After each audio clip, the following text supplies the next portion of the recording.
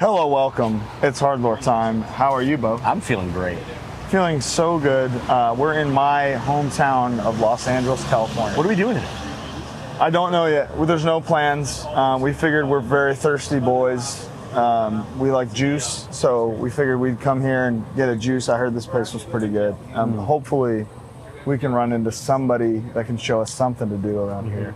But until then, it's Anthony from Ceremony. Anthony. Hey. Bud. Hey, buddy. Oh my God, What are you doing? Whoa! He's mic'd up. You're mic'd up and ready to go? This keeps happening. This is Rick Owens. This is Anthony Anzaldo from Ceremony, Cold Cave, and Anthony. How are you? All facts. Wow. All facts. This is amazing. What do you say we get some juice and then just go around LA today? I would love nothing more. Yeah, are you busy? I would love nothing more. I'm very busy, but I'll drop it all, cancel on everyone. Perfect. I'm yours. Awesome. Let's get some juice. Now there's a situation. So you can get like a juice. And this is Beverly Hills Juice Club, it's called? Yes. Okay. You can get a juice. The end. If you want. If you want. I'm liking that. Or you get whatever juice is talking to you. Oh. And you get it with the banana manna. And that makes it. Are you not a bananas man? I can't do. I'm a huge banana guy. Okay. Then are we beefing bananas? It's just like I like it. I like it to eat a banana. I like it to eat the banana. But when it comes down to like banana flavoring, It's not. Really? It's not for you. I could Linda Blair straight on. got it, And got you know all about that. Yes. And that's something you know about. I do. Okay. Or you do a compare and contrast. You get the juice and spend spend $25 just for the bit, an extra. I'll do that for you, and I'll just get me a mixed green probably. Let's order some juice, and then we'll talk about why we're here ordering some juice. I would love the apple blackberry coconut with the almond banana manna, please. 2 of those. And I think Yep. my friend here would like the same. Sounds awesome. Pardon me. Now let me ask you some advice here. First timer. If I was doing an apple ginger, thank you, an apple ginger of sorts, is there one that you like the best? Like what apple lemon double ginger sounds I was extreme. gonna say that. That's my favorite one. Let's go. Let's get nuts. In the smoothie? Or No. just the juice? Just about its own. Just the juice. I'm not there yet. He's afraid of the banana. No worries. It scares no me. worries. Yes. Cheers. The reason we wanted to fill our gullets full of sugar today was Bo here is getting a fresh tattoo by your wife. This is a fact. Heather. More facts. Heather Bailey Anzaldo. Yes. Holy Union tattoo. Yep. You know, A talented young woman. good. Yeah, there's a hint of banana. It's really not that much. Bowie likey. Bowie like it. It's delicious. Huh? I think it's the GOAT drink of Los Angeles. Really? Ooh, Wow. that's very good. Yeah. Now this might be the goat drink of Los Angeles. To be honest, It's where you go for juice. it's a spicy beverage. Yeah? Okay. You got ginger in there? Okay. Yeah, I guess we should let's talk about Anthony real quick. Yeah. Anthony, you're a Bay. Colin. You're a Bay Yes. Area man, This is yeah. but this is your zone now. This is home. When did you move here? October of 2017. The day Oh, really? of Halloween. October 27th, Halloween. I live adjacent to Dodger Stadium, and we moved on the first day of the World Series, Oh my God. which they were performing in. Yeah, which It's the baseball term. they were performing in the World Series. Okay. I didn't know I lived that close until that day. Perfect. Oh. So I thought I was moving into a quiet neighborhood, and yeah. it was And Is it not quiet on that evening, my friend. It's not the place you're in now, is it? It's on that street, yes. Yeah. We moved to Los Angeles. Right. We moved into one house. 1 year later, we moved 2 houses down. Nice. But yes, I've been here since 2017. Do you think you'll be here for the rest of your life? I sure hope so. You're an LA boy. I'm an LA boy. I love it here. It felt like home immediately. Also, being from the Bay, Yeah. like down here all the time for shows. It's not that far. I mean, we like to talk about how far it is, but in the grand, It just adds up when you're we can driving. get dinner there tonight if we wanted to. 100%. I won't. But we could. I will not. Well, we could. So you, as a Bay boy, as a young, small lad, Yeah. when did you discover punk music? Freshman year, well, I discovered punk music. Yeah. I guess punk and hard punk. Yeah, in the like the subculture of punk community. Yes. Freshman year of high school, I sat next to a gentleman named Scott Phillips in first period. What was the class? The class was Miss Utter was her name, and she had cow themed everything. She owned it. She owned it. Didn't, it would have been. yeah, there It would've been was algebra. It was algebra. Oh, okay. Dude, real quick, freshman Hit me. year, first period, health, first subject of the year, sex. So learn about boobies and stuff. Right away? Second period, gym class. So You're way too horny going into that's gym class. Fucking believable. I took health in summer school like a real piece of shit. Sorry. Wait, what? I took the unfailable class in summer school. So Scott Phillips. Scott Phillips, who sang in a band called Lifelong Tragedy. So we That's freshman year. You're sitting next to Lifelong Tragedy. So man? we sit next to each other. Our personalities are in sync. I grew up in a sort of a musical family. My dad was a radio rep for Elektra Records and MCA Records. Wow. My uncle, his twin brother, was the head of promotion at Maverick Records, which was Madonna's label. Right. So that was like kind of the family biz. So I was like, I'm music guy. All three of us have dads who are music guys. There you go. That's interesting. So you remember being young and be like, yeah, you guys like music, but like me, my dad is ripping Dracula notes at 3 in the morning. Yeah. Don't know shit about that. My dad's writing music about God. You wouldn't it's- believe. Brutal. I wouldn't. No. It was pretty We would brutal. I not. would not believe it. Yeah, I shan't believe it. What shirt was he wearing in freshman year? It must have been an AFI hoodie. Besties. How old are you? Maybe a Nerve Agents hoodie. I was 15. Are now, though, I mean. Now I'm 15 still. Yeah, that's. What Still year did you- 15. As a 15-year-old, what year did you graduate high school? I graduated at 18. That you're doing. This is awesome. This is killing me. Yeah, no, you're doing My great. head is doing backflips. Because I'm trying to You think. don't. I probably got into AFI around the same time in the year. Yeah. That's what I'm saying. They were my gateway. When did you graduate high school? 17. You were 17. Yeah. What year? 2006. Okay, I'm 2005. So we're so there you very go. close. Right. So Scott was really into hardcore. Sure. And so In I'm freshman year. That's impressive. going in. So this was first semester of freshman I year. already like hardcore. Yeah, so he was all summer he's thinking. And he I'm gonna was wear my young. AFI shirt. Yeah. he was young for our grade too. He's a year younger than me. So he was, I mean, Lifelong started, I think he was 14. Oh, fucking cool. And so he introduced me to the scene and the genre of hardcore. And I was so enthralled because it was something I was unfamiliar with. So I was like, there's music that I don't know? Yeah. yeah, right. You know? You know what I mean? Chucklehead. Yeah. There's a lot.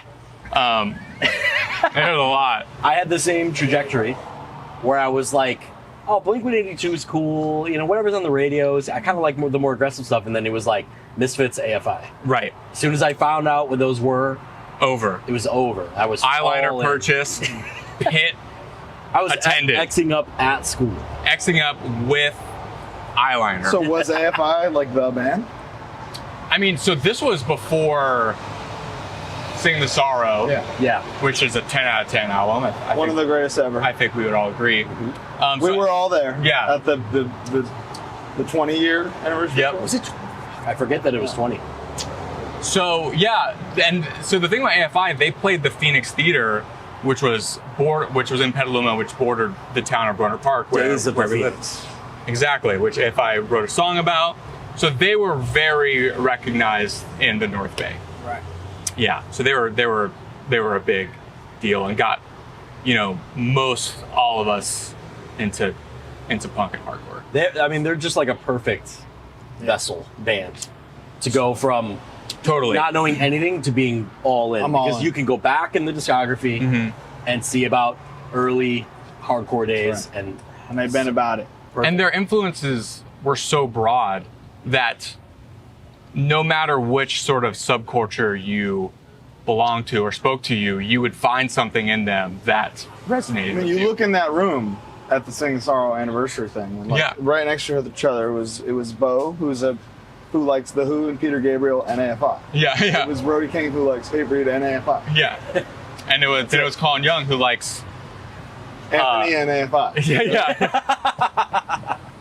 I was gonna say Hans Zimmer. Oh, that's my big too. Yeah. You're right. Yeah. it's like you say how when bands wear shirts in the promos and they Gotta do wear it. it on their sleeve, that was very apparent with AFI, and that's like good. It's Totally. like the It's best. the way it should be. Wear shirts in your promos, bands. So when do you Words of pick up an life. instrument for something? I picked up an instrument a year before. I bought a purple Stratocaster. Well, my father bought me a purple Stratocaster for my birthday the summer before, because I wanted to be Prince. So Prince came before punk music. for you. Well before. Yeah. I first time I saw Prince was in 1996. I was 10. Jam of the Year tour. So that was like, and then the following Christmas I got every one of his records. So Prince was my guy well before that. So I didn't get into guitar from rock. I wasn't a rock guy You were a until Prince guy. Yeah, I was a Prince guy. Cool. Prince is the guitar music that you Yes. play. Yes. Wow. Yeah. And then obviously getting into punk, you find other people who are just starting to learn how to play their instruments, and that's the beauty of the genre, is that Right. you could join a band without really being that experienced. Right. Absolutely. I mean, That's amen. that's the To best this part. day. Yeah. That's the Yeah. best part. I'm starting bands with guys over 30 who are like, yeah, I'll try to be in a band. yeah. But Prince, people don't know, man. People don't think of him as this upper echelon guitar player, but we've talked about this a couple times. That fucking live While My Guitar Gently Weeps solo. Worn out that tape, my man, That guitar is still on in the YouTube. air. Yeah, it's Still flying. I'm linking it in the description of this below, so click on that. It's It gonna blow your is fucking unreal. And if you mind. really want to take a deep dive, I Please. found this. I can't remember the teacher's name, but there's a guitar teacher that breaks down that solo and the modes that he uses that are a bit unconventional for the key, but why it works, but why you think it wouldn't work. And it's like, it makes the improv of that solo even more impressive. How proficient were you at guitar in your first band? I was pretty You could rip. good fast. I started taking lessons immediately, and I always always told my teacher to give me things that he knows for certain that I can't play. Challenge. So I was, and it just, I'm not trying to do a thing. It's something that came natural to me, and I practiced a lot, and I had a teacher who taught me how to practice well. So I was good fast. And how was that during your freshman year, or was it quite? Yeah. So during my freshman year, I would say is when I got. So good. you became a consistent hardcore punk showgoer and musician Yeah. at the same time. Yeah, so already things are Things are moving. Things are You're moving. getting it. Things are yeah. You figured out your world. That's right. That's right. And you moved in. But world, here I am. What was your very first band? My first band was called the Rubber Band. Sexy. It was with. There was a band called Set It Straight. Oh, I remember saying. Okay, so the singer of Set It Straight, who's from Rohnert Park, later moved to Reading, was 2 grades older than me, so he was a junior. And we started the Rubber Band together. And it was like one of those bands where The Rubber Band. the rubber band. Now, was this a thing Not where you were Bootsy like, Collins and his rubber band. we need a name, and then he was like, I don't have anything. I just have this rubber band. Wait. Say that again. Dude, it's kind of the rubber band. That's Colin Young right there. That right there, that's Colin Young. I love it. Is it the rubber band or the rubber band? One word. Rubber band was one. It's the item. The rubber band of rubber. Yeah, but the rubber, like the band So they're just- that is So- rubber, kind of. So I don't think we genius ever name. got to the point of stylizing it. And it was one of those bands where like every song was a different genre. Yeah. You know? You gotta have one of That's those. how the first bands That's how are. there's just Youth one of those. Crew, Beat Down. Yeah, Yeah. and you're covering the funniest shit. Yeah. Yeah. Peter Gabriel. Totally. Yeah, we were new. This one's We were doing. called Spongebob. Yeah, we were doing Peter Gabriel. Beep, beep, beep, Yeah, beep. yeah. And then we played the Phoenix once. Whoa, that's pretty. That's awesome. I remember calling Tom Gaffey, who owns the Phoenix, that's how you did it. Yeah. I called him, I left a message. Hey, I'm this person. I play in a band called this. Would love to play the Phoenix.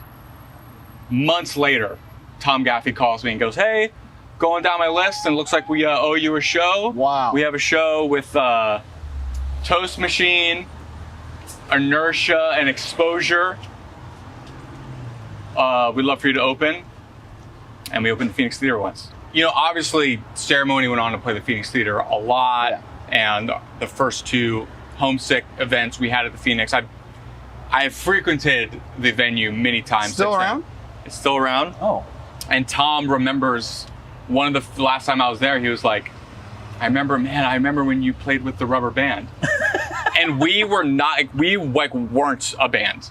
You know what I mean? Like Wow. it barely existed. Yeah. You fucking flung your way into his heart. But it's that like day. to open as Yeah. an unknown, a first of four, Yeah. and then he's a special.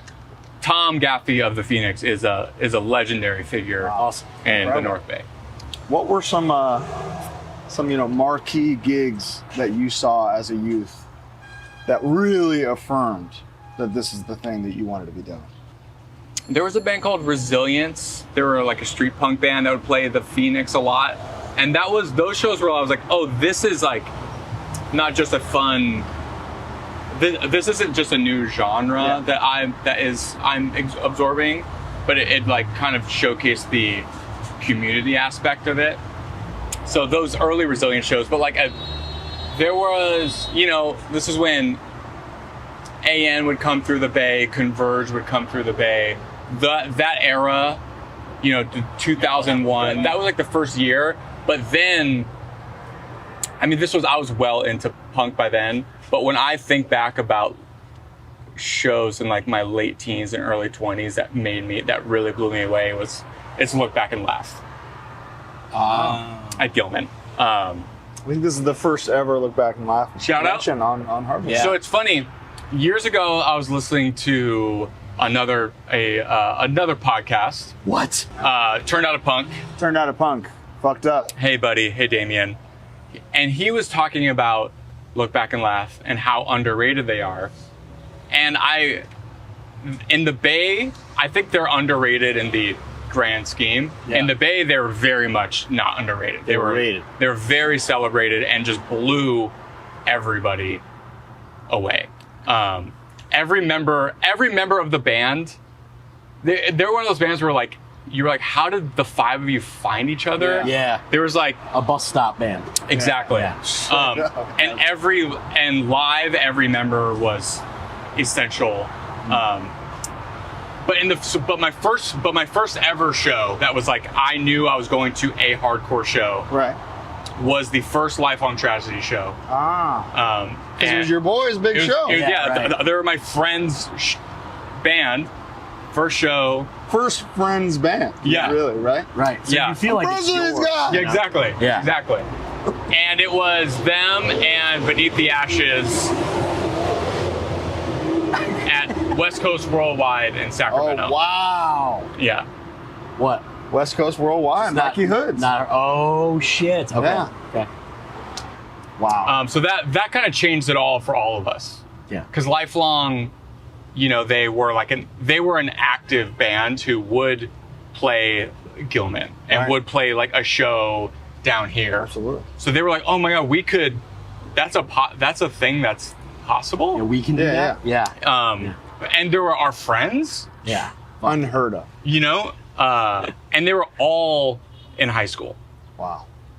So Lifelong Bananas. Tragedy opened some doors for you. Lifelong Tragedy is why the North Bay exists. Wow. 100%.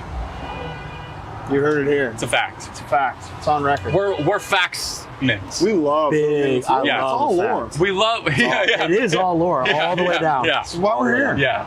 Let's get Bo over to his doctor's appointment here. Mhm. Dr. Heather's got to fuck him up. Get to real quick. yat it out. Yeah.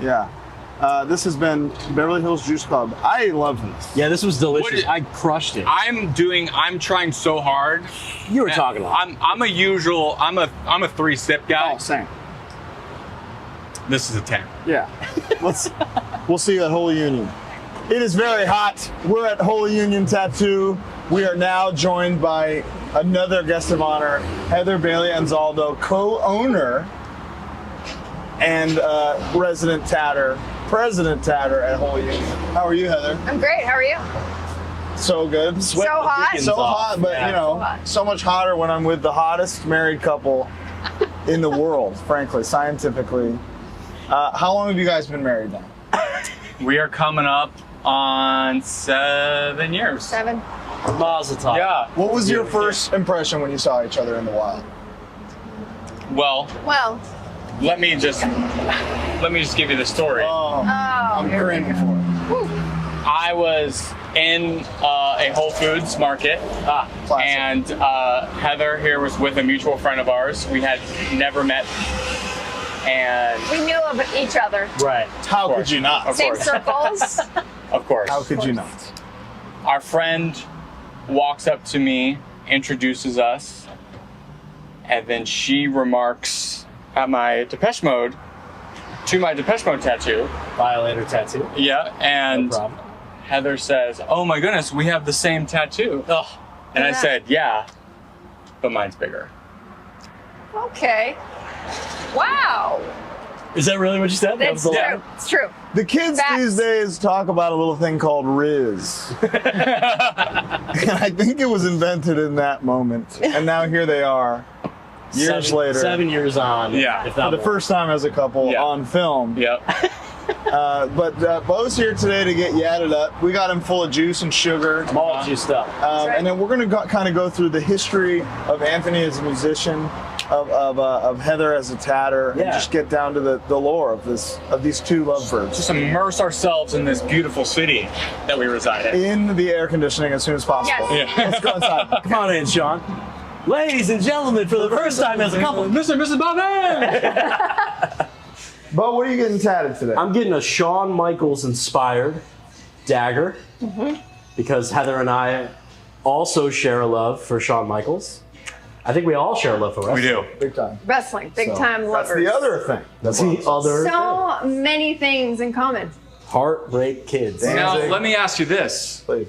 group. To the group. Which one of us was at the Shawn Michaels Razor Here Ramon we ladder go. match in Madison You Square were there? Garden? I know the Yes. answer. I know the answer. Holy Was it you? shit. Who was It there? wasn't me. It was Anthony. It Anzaldo. was me. I forget about that all the time. Spoiled. Except I don't. Spoiled. When he pulls the belt off, Oh. he falls really Yeah, hard. that's Yeah. a bump. Big time. Yeah, like He bumps that looks hard. painful. Yeah, And he got back up there for the Sure money did. shot. Sure did. Oh, had to. Duh. Had to. No choice. so wrestling's the best, and that's why It I'm is. getting a Shawn Michaels dagger. So Michaels rocks. His is in the shape of an S. Did you know that? You you gonna get a B? I So wish. fucked up That- say. Just like Yeah. Emily Rose B. No, not doing She's it. thinking about it now. I can see. Yeah. I can see the wheels turning. Let's talk about this real quick. Let's talk about this because Talk about. there's four edgemen right here. Yes. Woo! And this is the first tattoo that Heather did on me. Oh, that's This fucking is awesome. This is the first. This is the second time we ever met. Was this tattoo? I'm thinking about getting the hardest tattoo ever. Will you marry Can me? you see it? Yeah. Can you see that? Yeah. He's crying. It's an emotional guy. I feel you. I feel it. That's fucking awesome. I feel it. What a story. I feel it. Beautiful. Yeah. Yeah. Tell me about finding straight edge. Yeah, how soon into your Very, very soon. I've never drank alcohol. So I found straight edge at the top of my entry into punk, and that's really what allowed me to sink my teeth in. Straight edge Mount Rushmore? Ooh. Bands or humans? Whatever you want. That's fine. Wow. Maybe 2 bands, 2 humans? Bands, Minor Threat. Yeah. What? Well, Do you not consider them a straight edge band? I do. complicated. De facto. I do. Yeah. Yeah, de facto. Proto. They're the Stooges. They did it. Yeah. They're the Yeah. Stooges to straight edge, and Youth of Today is like the Ramones. Look at that. You get But on certain days, I want to count the Stooges as a punk band. So on that day, I'll count Minor Threat. it's inarguable. Yeah. They made it. Yeah. As to borrow a young term, young with a capital Y, scientifically, Infest. That's a great answer. Look at that. Look at The that. logo with the chain where you Yeah. mixed up. Fucking awesome. I mean, I gotta give it to Youth of Today because they like ritualized. Yeah, exactly. They made the straight edge that we now know and love, and sometimes are. I Bothered by. challenge you to listen to Break Down the Walls, the song, and not just. It's fucking good. It's just you know? it's good The American music.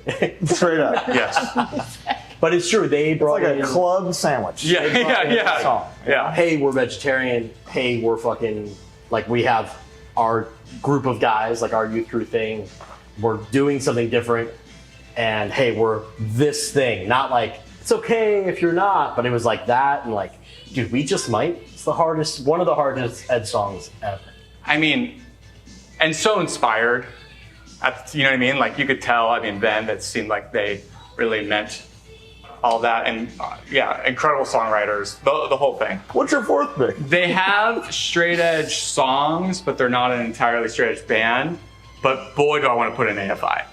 Oh, yeah. Honorary. Honorary, Two of right? them are, I mean, like, come on. Dave has as much to go. He has a lot to go around. Say Yes. say less. Say Yeah. You know? Yeah. Easy. 100%. That's easy. Yeah. I'm with you. Yeah. I'll take it. I'm gonna. I know you are because of your policy on how many band members. So have to Harm's say. Way started off as a straight edge band. Uh-huh. Me, Chris, and James, all the original members, are still straight edge. It's very difficult to find touring members, as I'm sure you know. Period. Touring members, period. Who you can Yeah. hang out with who Yeah. are also straight edge, who live in your area, Yeah. who can play their instruments. Yeah. So we got 2 guys who aren't. Yeah. But I maintain that the 3 of us still are. So fuck it. Let's get your chat started. Yeah, let's get going. And then we'll going. start talking ceremony. Cool. Woo. I mean, I know we all Shawn Michaels. Yeah, but Razor. Look, yeah. I mean, I like an Italian. it's What's up with this Metallica cat?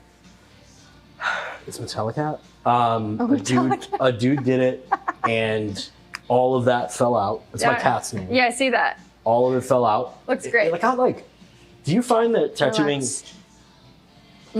on like bicep or like solid muscle lead to problems? No, because I'm a professional. We love it. I love it. Viewed Okay. in the 80s as 80s. So ceremony. Yeah. Tell me about how ceremony started. 2003, 4, 5. So I say 2005 Love it. because that's when we played our first show. Established is different than 5. But we Easy spot. recorded our demo in December of 2004. Ceremony established 2004. Yeah. So I know there's Really? I feel so I don't feel like the band really became a band until we were able to play live. Okay. So I say 05, but if you say I'm wrong, I'm not gonna fight you on it. I say that you were a pioneer before you thought you pioneered. Go on. So sexy, and so gorgeous, so smells so good. So right. What's on the demo? What's the track list? Curse, It's Going to Be a Cold Winter, You're All the Same, the Living Hell, the Bad Song, and Throwing Bricks.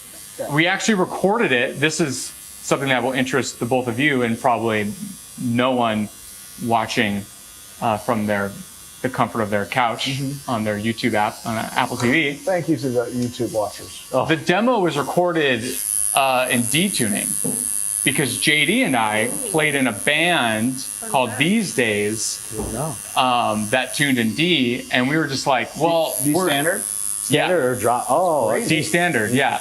And Alex, who was our original second guitar player, also played in These Days. So all three stringsmen of These Days started this band. So we were like, it'll be annoying to tune back. We can't fucking tune for this band. No. This intonation is locked in, so it's in D. Wow. Yeah. crazy. So, yeah. Did you go up to standard later on? Then we went to soon after that we went to E flat Yeah. because Slayer tuning. we just wanted to be a little Yeah. it's a little different. You know what I mean? Like you think it's an E, but We're flat. is it? And then from Rohnert Park, I know this is not the question that you asked, but it just got me. I'm in my own rabbit hole now by myself, as I am per usual. Biz as usual, locking our records.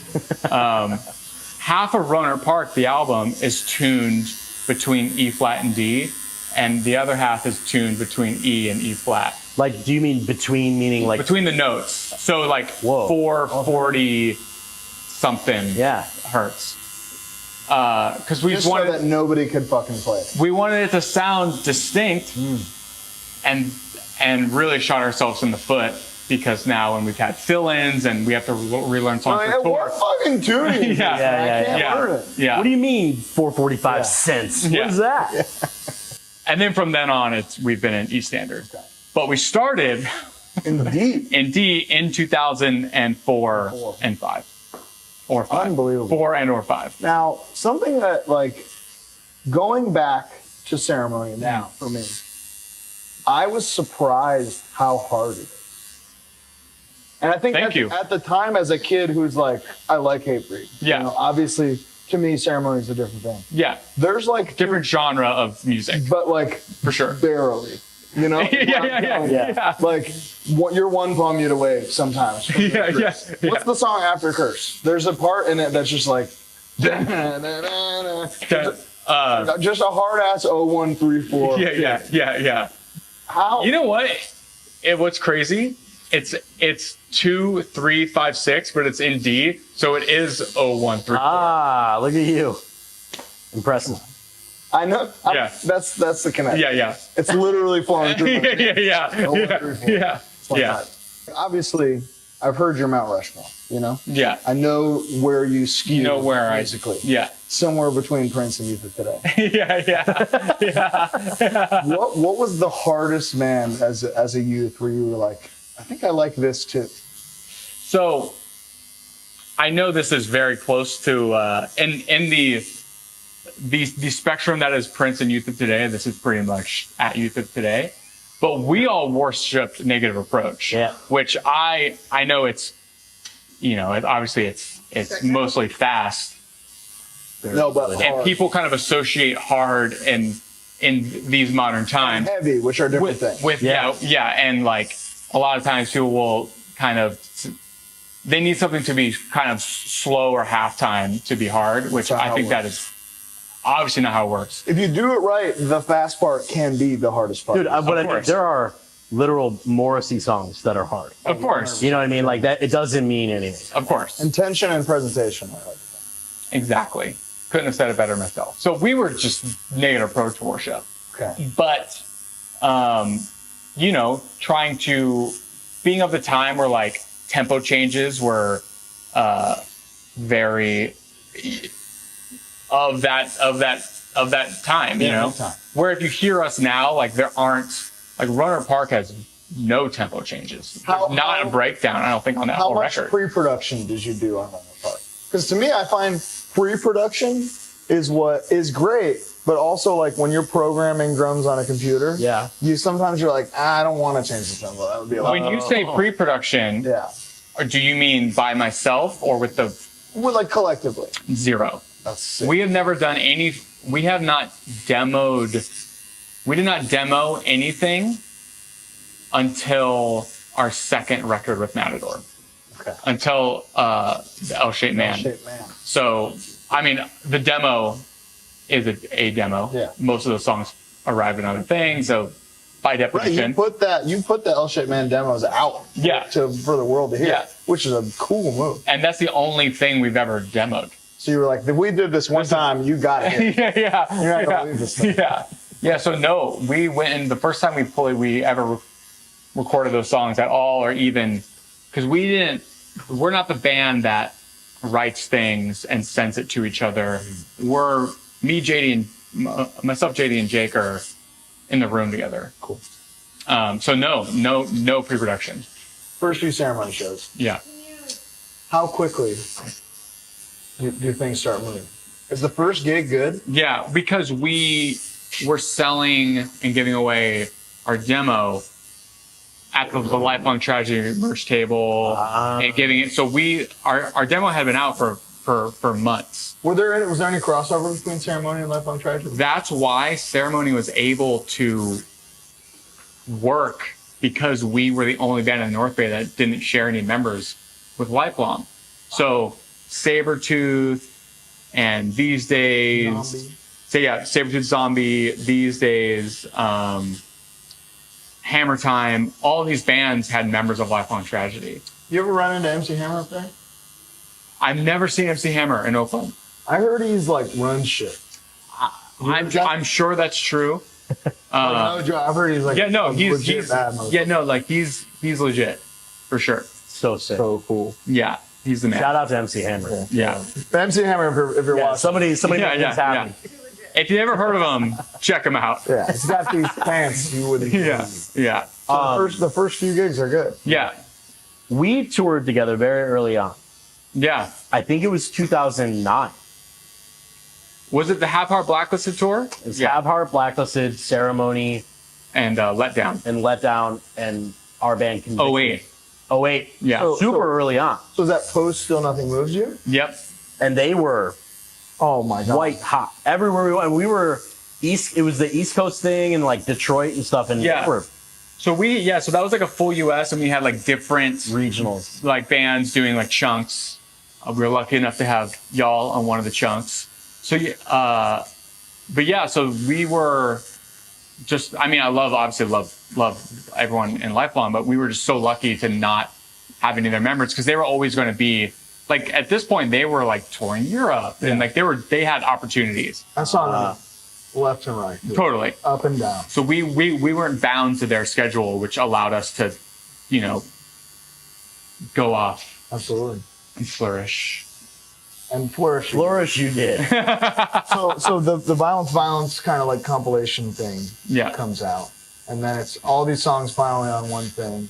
You guys become this like full-time touring entity Yeah. in the time of, dude, you A look year. at that roster, the 2006, 2007 touring band roster, and it's every band that headlines every fest. Yeah, like It's- Fest now. Yeah, yeah. It's pretty wild.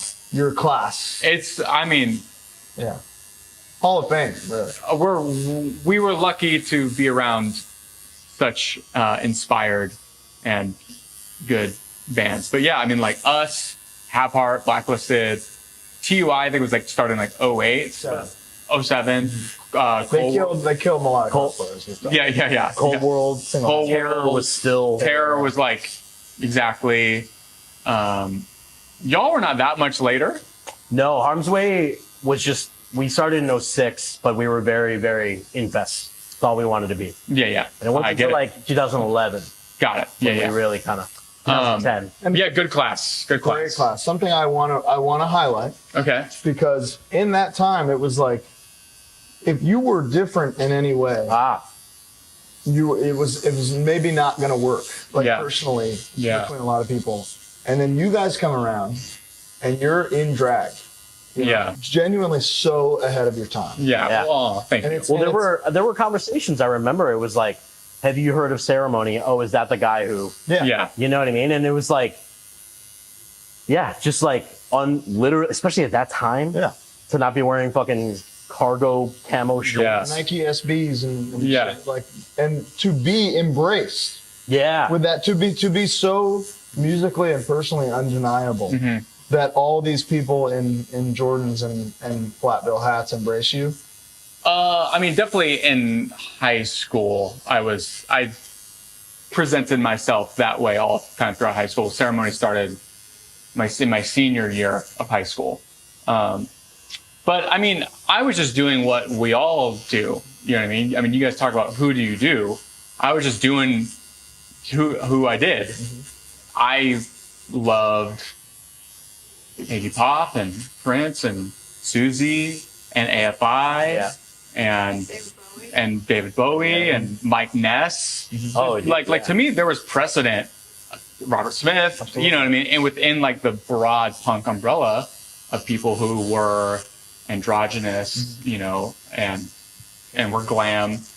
So to me, it didn't feel, I didn't feel like I was taking any sort of like stance or risk. The only thing I was just honest with myself. And I understand, you know, I mean, I grew up in Northern California and and like bands like the Nerve Agents and AFI who, you know, wore makeup and like, you know, covered David Bowie and wore Sister of the Mercy shirts, were prevalent. So And you drive 50 miles south and it's the same. Totally. Right. And I didn't realize how how much of a highlight there was on, I guess, my personal aesthetic at the time until we started touring. And I had a lot of words were said to me in a lot of places. And it was funny because a thing that happened so much then was we would play a show and then someone at the show would be like, yeah, dude, I was with my friend. And they were like, who is that Yeah. F word? Yeah. And then they saw that it was you and then you guys got up and did that. And they were like, oh no, like that guy's cool. And I was like, Fuck you. Yeah. fuck you. Yeah. Like, now that I do something that you think I that play guitar. Yeah, you like a thing I did for 10 seconds, so now I'm not an F. Like, fuck off. Fuck Yeah, off. That would happen, and like, but the person telling me would always be like, but I kind of always knew you were cool. It's like, well, you're telling me this. Yeah. Kind of. So I know you are. Yeah. So you're not. I mean, you know, at the time, I remember equating it to like TSOL. How Sure. he would dress in drag sometimes. Yeah. Just kind of do whatever and then beat ass. Like it didn't matter. Well, that brings me to the first time I met you. Yeah. I don't know what to expect, you know? Personally, I'm just like, man, I wonder what Anthony's like. We've never talked before. Yeah. And then I'm greeted with, what's up, dude? He's like, bro, Anthony. And it was a legitimate, like, lifelong friendship. Which is, speaking of Shawn Michaels, that's how a lot of people have sort of described meeting Shawn Michaels for the first time, because he was a kind of a small, you know, I guess the word cruiserweight wasn't really thrown around that much. I mean, he was a small, like very, you know, he wasn't one of the big giants of professional wrestling. He was then. bigger when he was with the Rockers, which is crazy. Yeah. Well, gas. Steroid trial, Yeah. brother. Yeah. And then you have this, you know, Kevin Nash meeting him. He was like, he's the biggest 6 foot guy you've ever met in your entire life. Yeah, you know, I'm just like a bunch of different things. You know, you can't put me in a box. Oh, there's no box here. I brought it up the last time we saw each other, which was here. Yeah.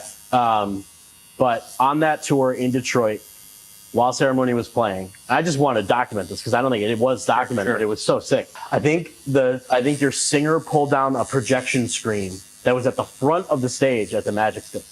So it covered the front of the stage, and Anthony, shirtless, long hair, playing only a guitar part, like walked around and was just like, it was just him in front of a silver screen. That's cool. And like, I remember thinking like, oh, this is a moment. Fucking awesome. Yeah. I was, you know, lucky to have surrounded myself with people, you know, not to get overly sincere on you, who just supported who just supported who we were at our core. I mean, which is funny because like if you know anyone in Ceremony, you'd be like, everyone's like such a total freak. And I took up a lot of like visual space. Right. So a lot kind of gets highlighted on me. But like take me out, like most of the other people in Ceremony didn't aesthetically reflect kind of like what was in vogue at the time. They're just like weirdo punk freaks. But, like, Tucked in white shirts. Yeah. But then lyrically saying like, I like fuck God. yeah. I'm literally an upside down. yeah. That's objectively sick. That's like what I look forward to. That's a deicide lyric. Yeah. Like Ceremony was singing deicide lyrics while you were wearing a blonde wig and makeup. Yeah. I wish that everybody that time had the eyes of the world now, because it was just like, it sucks to me that if there was even 1 second where you felt like, damn, am I doing the wrong thing by being myself? You know, like just. But you've opened doors for people to do that now, and to feel like themselves, and for the world to embrace it and not think twice about it. So, And it's and again, we're piling on Anthony right now, but it's also like so sexy. And it's cool. real punk shit. Yeah, That's real punk See, shit. that's the thing, because to me, this community was where you go to do that. Right. And then, like, I love hardcore. We all do. I mean, come on. But I was confused a lot, and especially in that era, how like, how male bro clique jock it was at times. I was like, but isn't this the place where we're like subversive and we have ideals that differ from like what we've been sort of taught our whole lives? And I think now it's gotten way more diverse. Obviously, it's jocks who will kill you for saying something homophobic. Yeah. And I think that's beautiful. Yeah, totally. When in the timeline of Ceremony, did you know that there was going to be like a pretty major sonic shift when it came to Never. No. I mean, every record, we never like. You know, again, we've never done any pre-production. We've never talked about what we're going to do when we go in to work on a record. We were so young. Like, when our first 7-inch came out, 3 of us were in high school, and Ross had just graduated. Okay. And 2006, so it was, all of us weren't out of high school until after that tour that we did. Yeah. You know, You were in high school then? Jake, our drummer, graduated in 2008. Oh, all of us. I see. Yeah, all of us. I got you. Yeah. So like, we were so young and still like growing and evolving so much as people, that it was just, you know, if you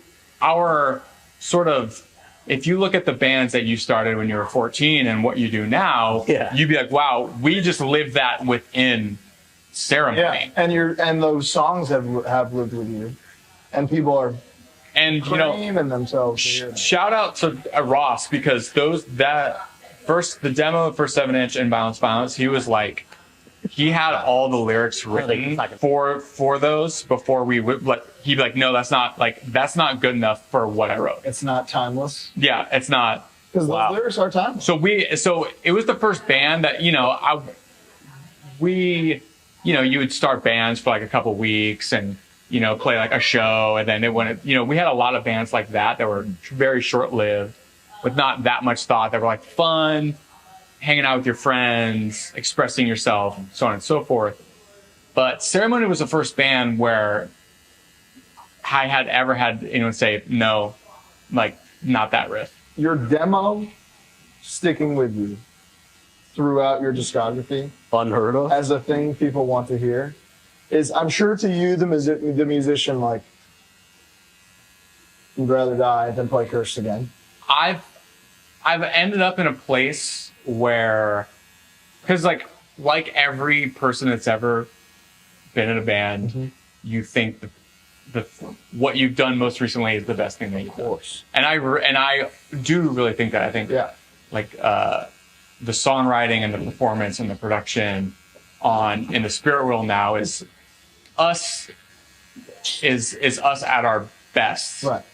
But I recognize that a Ceremony demo or ruined 7-inch is closer to the ceiling of that respective genre than what we're doing now to a new record now's respective genre. Yeah, I mean, the evolution has to be taken into account.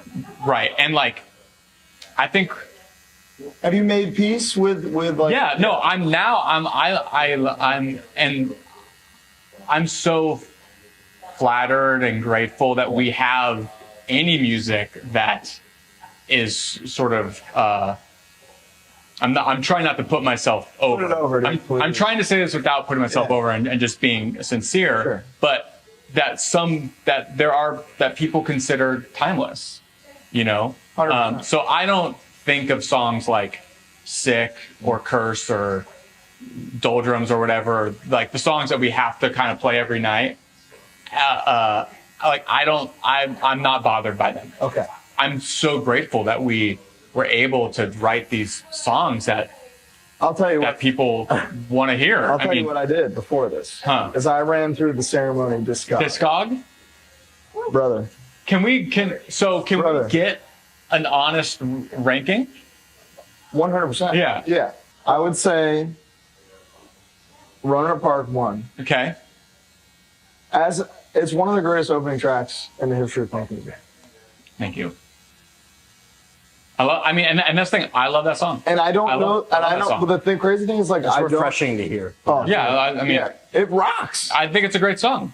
And for the first 2 minutes, there's only one note. Yeah, that's what I like. It's like, you know what I mean? Imagine Like, that note was chin chin chin chin chin chin. That's the same mindset. Yeah, you know? yeah. You're doing Connecticut yeah. in your own way. Okay.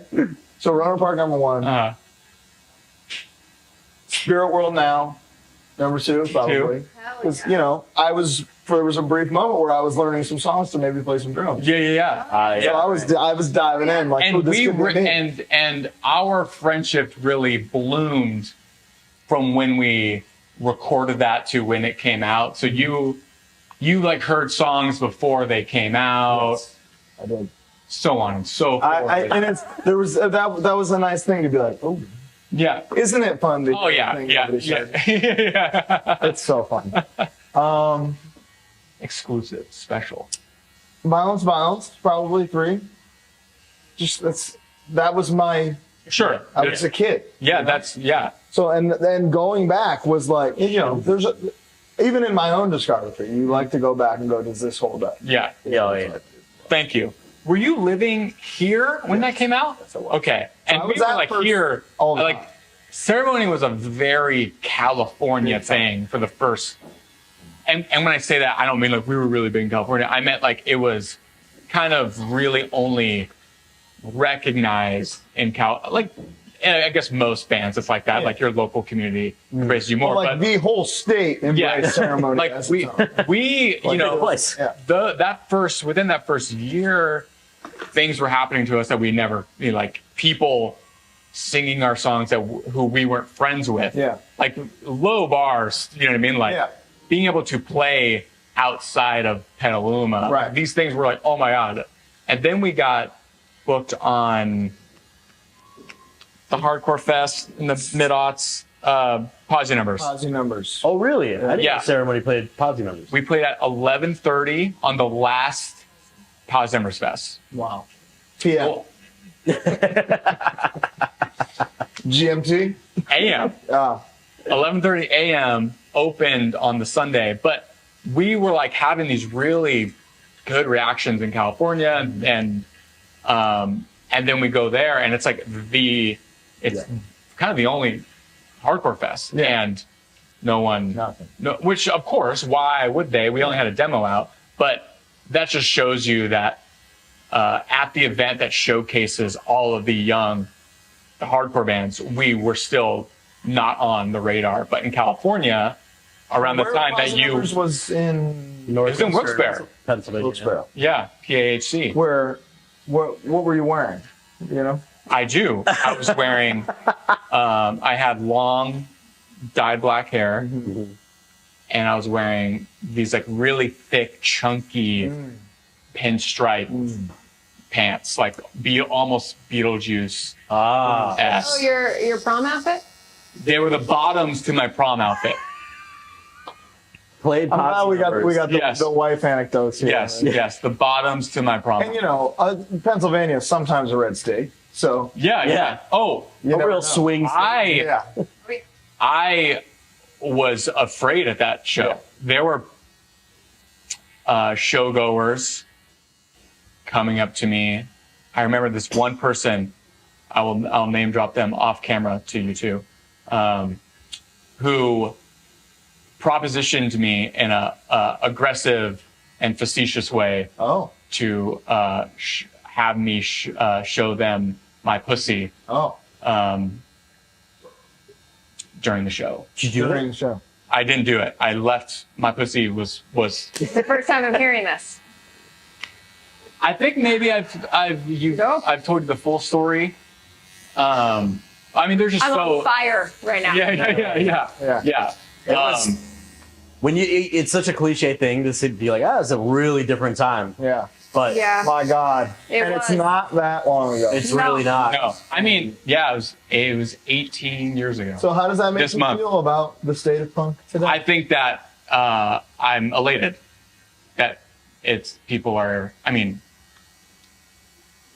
you know. that would be said with like so much pride now. Hey. Yeah. Pussy. Yeah, or there'd be someone getting their ass beat. Oh, they would be killed. Yeah. No, I'm so proud of where hardcore is at right now. Not just within its like ideals. I mean, especially within its ideals and what is now accepted, but the genre itself is a lot more diverse. Absolutely. You know, it's you know, a Posdumers 05, like most of the bands sound rather similar. Yeah. Where an Outbreak Festival, or even a Sound and Fury Festival, there's a lot, like hardcore means a lot more now than it did. Cola Boy and Never Ending Game back to back last year was an incredible example of Right. This year you have, was it Twitchy Tongues Then High Biz or is it God's High Hand? Biz, model actress, you know. Yeah, Cold World. Cold World. Yeah. Yeah. That's a beautiful thing. I assume you share our viewpoint of like whatever we consider this hardcore or punk rock or whatever. Like it really doesn't matter the notes or the production or what you sound like. It's all Totally. you know. And I think that's what connects us being in bands and touring. Where it's the second you feel like somebody gets it, that's it. Yeah. That's all that matters. Yeah. That's all I give a shit about. When Ceremony goes down, I go, oh, they get it. You really felt that. You I really know. felt that. I felt that. So, anyways, L-shaped man. Mm-hmm. I'm a pop boy. I I know. I love that record. I love that record. Still nothing moves you. Mm-hmm. I'm the least familiar with Zoo. Yeah. Those are the two that the world at large are the least familiar with. I see. So I'm sorry for being Zoo is Still Nothing Moves. Which is weird because they're in between. hits. We've had an odd like one forward, one back, one forward, one back, sort of like our whole sort of musical career. When did Zoo come out? Do you remember? 2012. 2012. When did, and I'm not trying to lump everyone together, but when did Hyperview come out? 15, 16? Was it later? Yeah, it was that much later? Okay. Yeah, I think that and L-Shaped were sort of Maybe that's what I'm. hindrance. Maybe I'm mixing the two. Yeah. up. I was very much on board, but I was really surprised because again, this is kind of before my own personal musical awakening. This guy.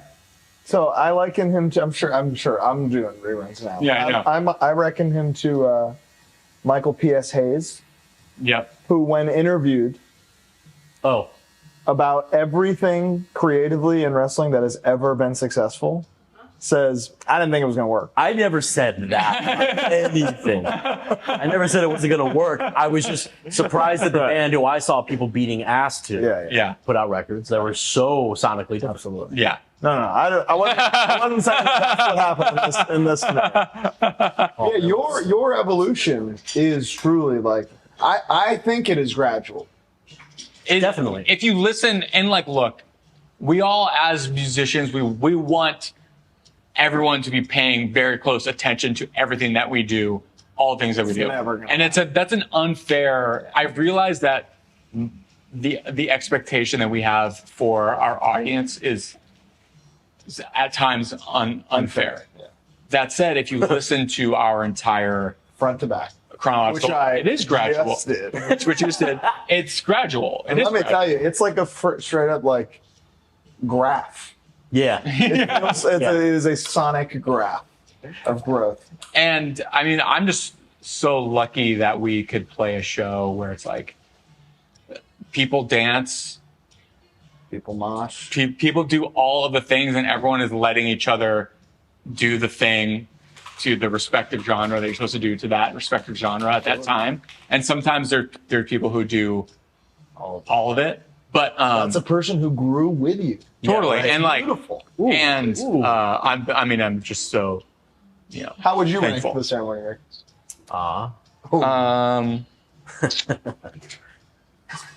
I think, Not necessarily best, just favorite. yeah, favorites. Spirit World 1. The newest record should be your favorite record. Yeah. What's the To point? any artist. What's the point? Don't What's do the it point? if it's not your favorite. What's the point? Probably then L-Shaped Man, which is the one. I mean, this won't be full reverse chronological because who wants that information? But that would be probably second. Then Roanoke Park. I mean, that thing is special. Yeah. It's objectively. Is that the hit? Is that like the crowd favorite? That's the one I think that the record that most people who consume our band will envision first when they think of us. Yeah. I mean, dude. I mean, it fits many of our criteria when we talk about what a perfect record should be. Mm-hmm. Like production's crazy. The production is It's crazy, dude. so. It's huge. So do you think that we're getting really in the weeds now? No, this is good. As someone who just listened to it, and give it to me straight, Oh, well, Daddy. I will. You're Daddy right now. Yes. Daddy. Is the bass mixed too high? No. Okay. No, I thought the bass was mixed too high, and Dan Rathman, who is a genius, he recorded Tragedy, fucking Iron Lung, all the prank, a lot of the prank record stuff, but he's a bassist, incredible bass player. And I was like, do you think we're mixing the record together? I'm like, do you think the bass is too loud? And he was like, he did a little thing, a little ego stroke where he was like, I just think that the bass and the guitar on this record are just so exceptional that I just think it'd be a shame to not be showcasing them. And I'm like, What did you just do? you're right. You're like, oh. You're right. And now when I hear it back, I'm like, the bass is so loud. I'll tell you why Who cares? why I don't think so Yeah. is because the bass frequency is so different. Sure. The bass is filling up such a different frequency Right. that while it may be prevalent, it's not taking away from. No, I Right. think it is a type of punk music where a loud bass only contributes. Sure. I do remember. Do you remember The white. when people would make up lyrics to Sick? Different ones. No. One of my favorite one was. I love finding lore. This is lore. that I was. I know you've unaware never of. heard this one, and I'm gonna hit you with it, and I can't wait to see it happen. I'm already. Ready? It's already my favorite thing you've said today, and I haven't heard it yet. Sick of Obama, sick of Aunt Jemima. Oh my god. This was Colin. Thing of all time. Incredible. There it is. Got his ass. You'll never hear it any other way ever. Yeah. What is he saying? I believe he says head trauma. Not a fucking chance. It is 100% sure lyrics. You can't fool me. So Roanoke Park number 3. I'm gonna break up Balance, and Ruined here. I get that. Yeah, right. And put the Ruined 7-inch probably at 4. Mm-hmm. I feel like for what we are going for, it's like exactly what it's supposed to be. And what just the state of hardcore at the time was begging for. And like, I'll go back, and hear Zoo, our first record where we sort of like officially weren't making hardcore songs anymore. Obviously, there's a bunch of stuff on Roanoke Park that like is not hardcore, but most of it is like a objectively punk hardcore music. Zoo is the first one that isn't, and I look back, I'm like, oh, we've gotten so much better at writing like melodic bass songs. It's learned, man. So that one, I think it has moments, but I feel I don't feel that way about the Ruined 7-inch at all. I'm like, for the thing that we were going for, I would not change a thing. Okay. So I'll probably Ruin there, then probably Zoo, Violence, the LP that doesn't include the Ruined 7, because that's the thing. No. The CD, Exactly. the CD and the digital, the Ruined 7-inch is on Violence. So people think when people think of Violence, they think of like those songs being included, and obviously they're not. Yeah. And that has shifted the conversation about Violence a lot. Sure. Because streaming that's all only thing. Yeah. That's all you know. That's all they know. Totally. And probably still nothing at last. I think it's an interesting record. Yeah. I think I think we needed to kind of have that moment where we're like, okay, where do we, I kind of, whenever you've heard like Metallica talk about injustice. Now he's listening. Mm-hmm. Yes. They always talk about, Anthony's here. yeah, they needed, Big pop. Big pop. God. they needed to go to the end of the line to realize that they needed to go somewhere else. Oh, yeah. You know You're what I mean? writing 9-minute songs that sound like shit. Right. I get it. I get what you're saying. Then they needed Bob Rock. They needed something to reel it in. And like those songs were just like, they were so technical.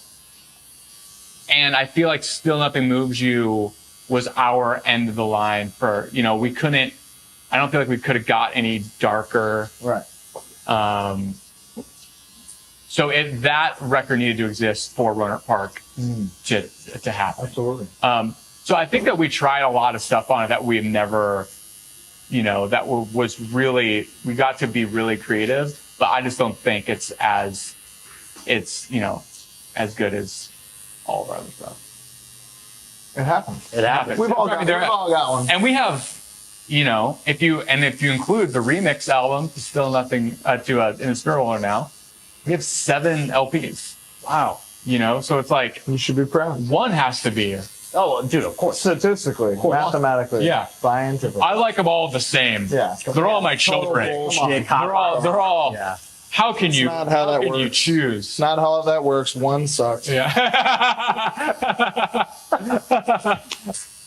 Yeah. Do you have any do you have a favorite tour Ceremony's ever done? So it's funny. I was listening. This is not going to answer your question. Perfect. Oh, perfect. That's what they want. You were talking. I was listening to your episode with Jamie from Code Orange. Mm-hmm. And, I don't remember the exact context, but you guys were talking about, just opportunities that you have been given. And you mentioned how Twitching Tongues hadn't gotten a support tour until 2017. We have not done like a proper support tour Ever? until 2022, it turns out. Holy shit. Really? Now, How can that be? we've done tours with Blacklisted and Right. Half Hour where it's like every day someone has to be somewhere. So we The difference in guarantees is 50 to 70. exactly. Yeah, right. And we did, I guess we did an entire, we supported Titus Andronicus on a 48-day US tour. in 2012. Too many days. So I guess that's. But we Are there even 48 cities in America? check this out. It was a 44-day tour. There was a bunch of days off. Okay. On the days off, we played every day, and 2 of the days we played twice.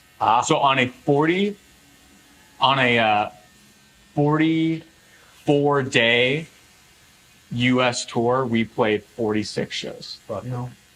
That's what we did once. That's what we did. How's Europe for Ceremony?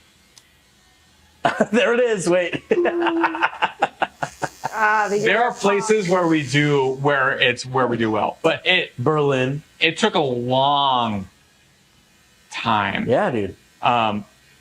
So we headlined Sound and Fury 2007. Oh, and boy, it was like we were like legendary.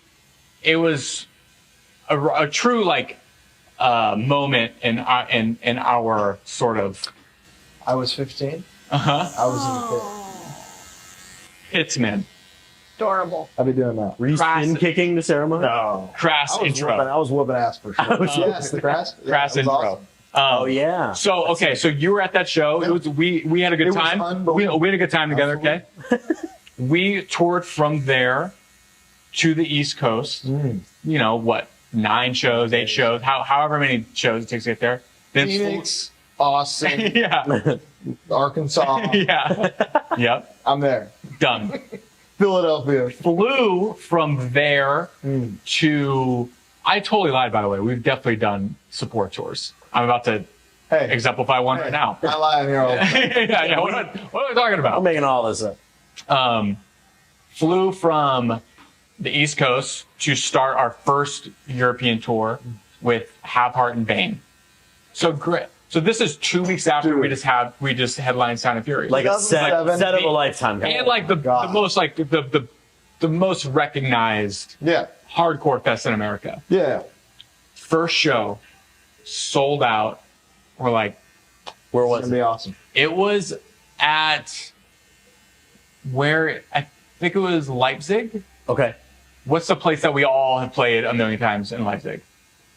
Is it like the like Park District kind of place where it's like Arena? a youth center? Yeah, yeah, Yeah. yes. Arena is Arena, Where's that? That's That's Vienna. Vienna. Oh yeah, you're right. No, right. That's Vienna. We played there with GB on that tour. Different story. I believe it was Leipzig. Leipzig. Okay. And we walk on stage, packed house, Have Heart and Bane fans to the ceiling. To the rafters. Ass to ankles. I don't know if one person knew one word to our songs. And it was like, oh, okay, we haven't done. Wow. And like I didn't feel entitled to a reaction but I just figured that I was like, oh, because we were able to do what we did We just headlined the biggest thing where Yeah, we're from. right. Wow. What's this going to be like? Yeah, I'm sure. should be good. And What there a was like juxtaposition. That's amazing. there were like that was also really, it was like a really long tour, like a 30 to 40 5.5 week European Yeah, those tour. were long. Those 30 were to 45 and a half week tour. yeah 30 Felt like it. 30 to 40 days / 5.5 week tour. And there long. I could probably count on one hand, maybe it would bleed into 2 of shows where we got like a good reaction. Were they in the UK? So it was funny. Everyone was like, I know you guys aren't doing that great here, but trust me, once you get to the UK, you're going to slay. Yeah. And it was like, okay. Yeah. Yeah. I didn't have that experience either. So it took us a long time to sort of get to a place where, you know, European fans were receptive to us. I dare say that it's easier, like infinitely easier at home than trying to get over in Europe. Which is the same for them trying to play here. I feel like, yeah, and it's even like, it's way a lot harder. harder for them to get over in the States. Because when they do, it's real lightning in a bottle kind of thing. It's I can name probably 10. And where this happened for. there's something that hardcore is like a truly American genre of music. you know, where punk British is you know, obviously is not as much. I said exactly that during our live thing in Manchester. It was like, you guys invented it, but we changed it and made it in weird things. But Slathered it in barbecue sauce. yeah, fuck it.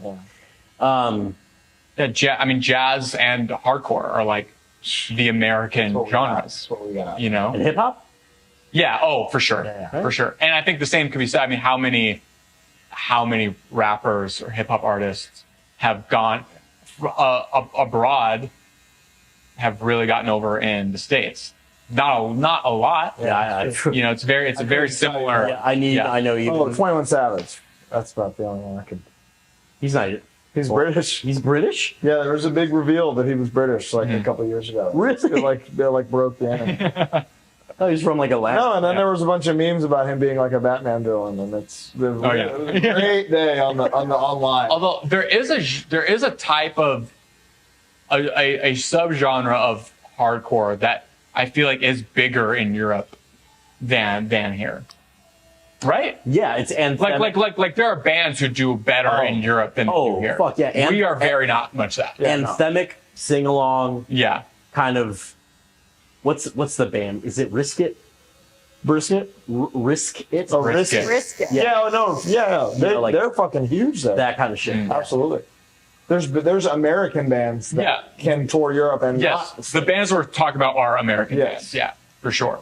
Bowie Hungry? Bowie Hungry. Well, we're doing what Anthony wants to do today. We're vegan today, by the way. Yes. Also. So, out of respect. I got oat milk in my coffee. Me too. Kings. What should we eat, Anthony? Yeah, I'm starving.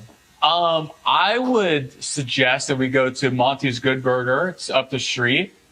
I think in the Venn diagram that is myself and y'all and HardLore. That center section is large. Okay. Perfect.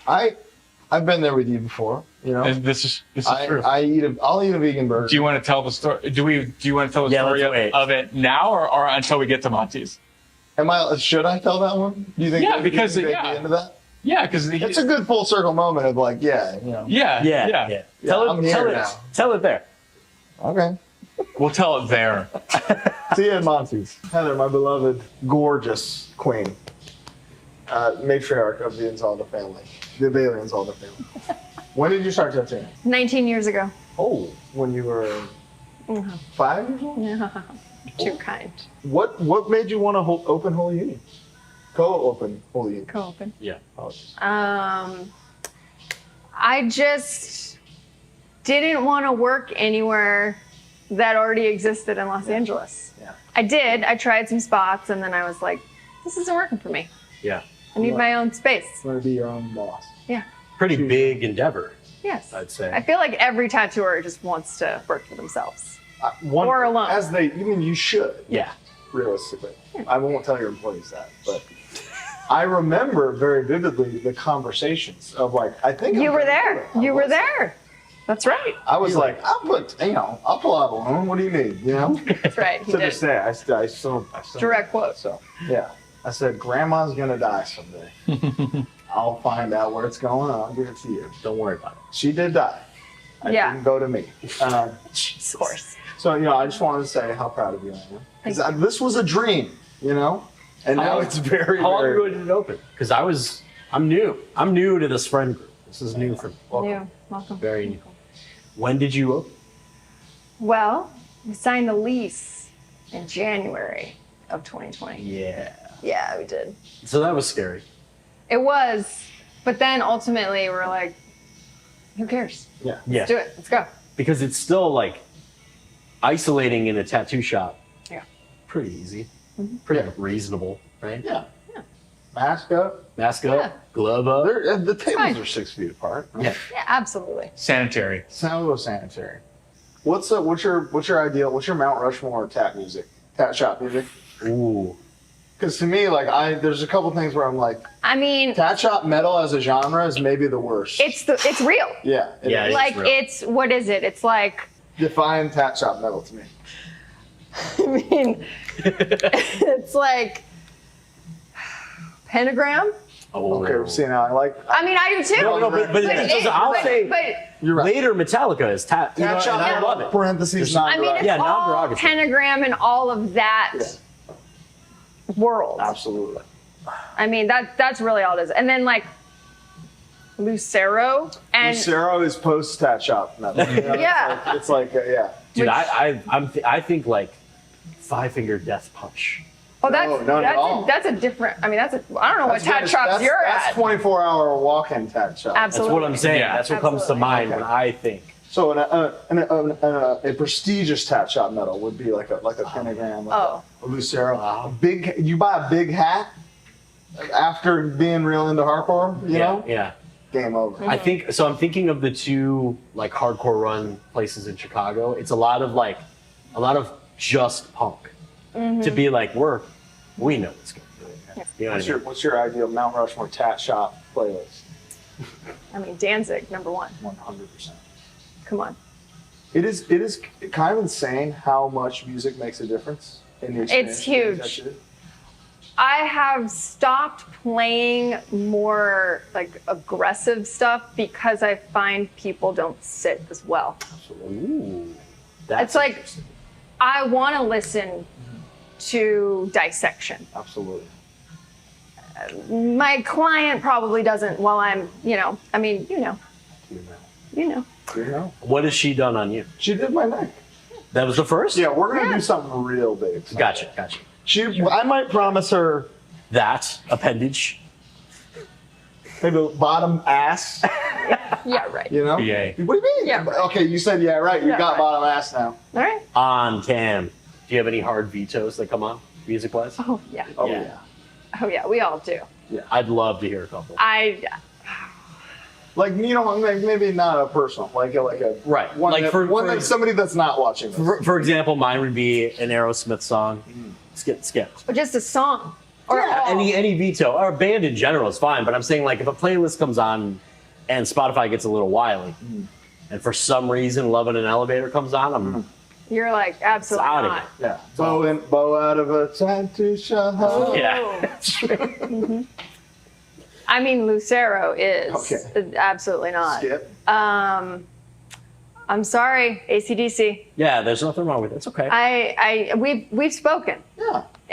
I have reasons why I do not love the AC/DC, Sure. and they're valid. 100%.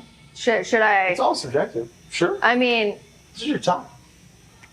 the vocals cannot. Yeah. And then they found the guy that sounded exactly like the last guy. Can you believe that? Yeah. How's there two guys that sound like that? Yeah. Wild. You know how Bon Scott died? This is a little dark. What do we got? He fell asleep in a car. He was probably really drunk, but he was like, I shouldn't drive home. I'm going to stay parked. Fell asleep like that. Asphyxiated. That's how he died. Really? Wow. It's fucking crazy. That's a fucked up way. That is a fucked up way. He did the Who right knew? thing. Who knew? Not He me. didn't drive drunk. no. Did the Well, right we didn't thing. know. The guitar tone, the dryness. I'm a reverb kind of lady. Yeah, it's very You know what I'm dry. saying? No drum fills. You love a Just- wet. Oh, just let me swim, let me float. Absolutely. Zero. It's like just Yeah. desert.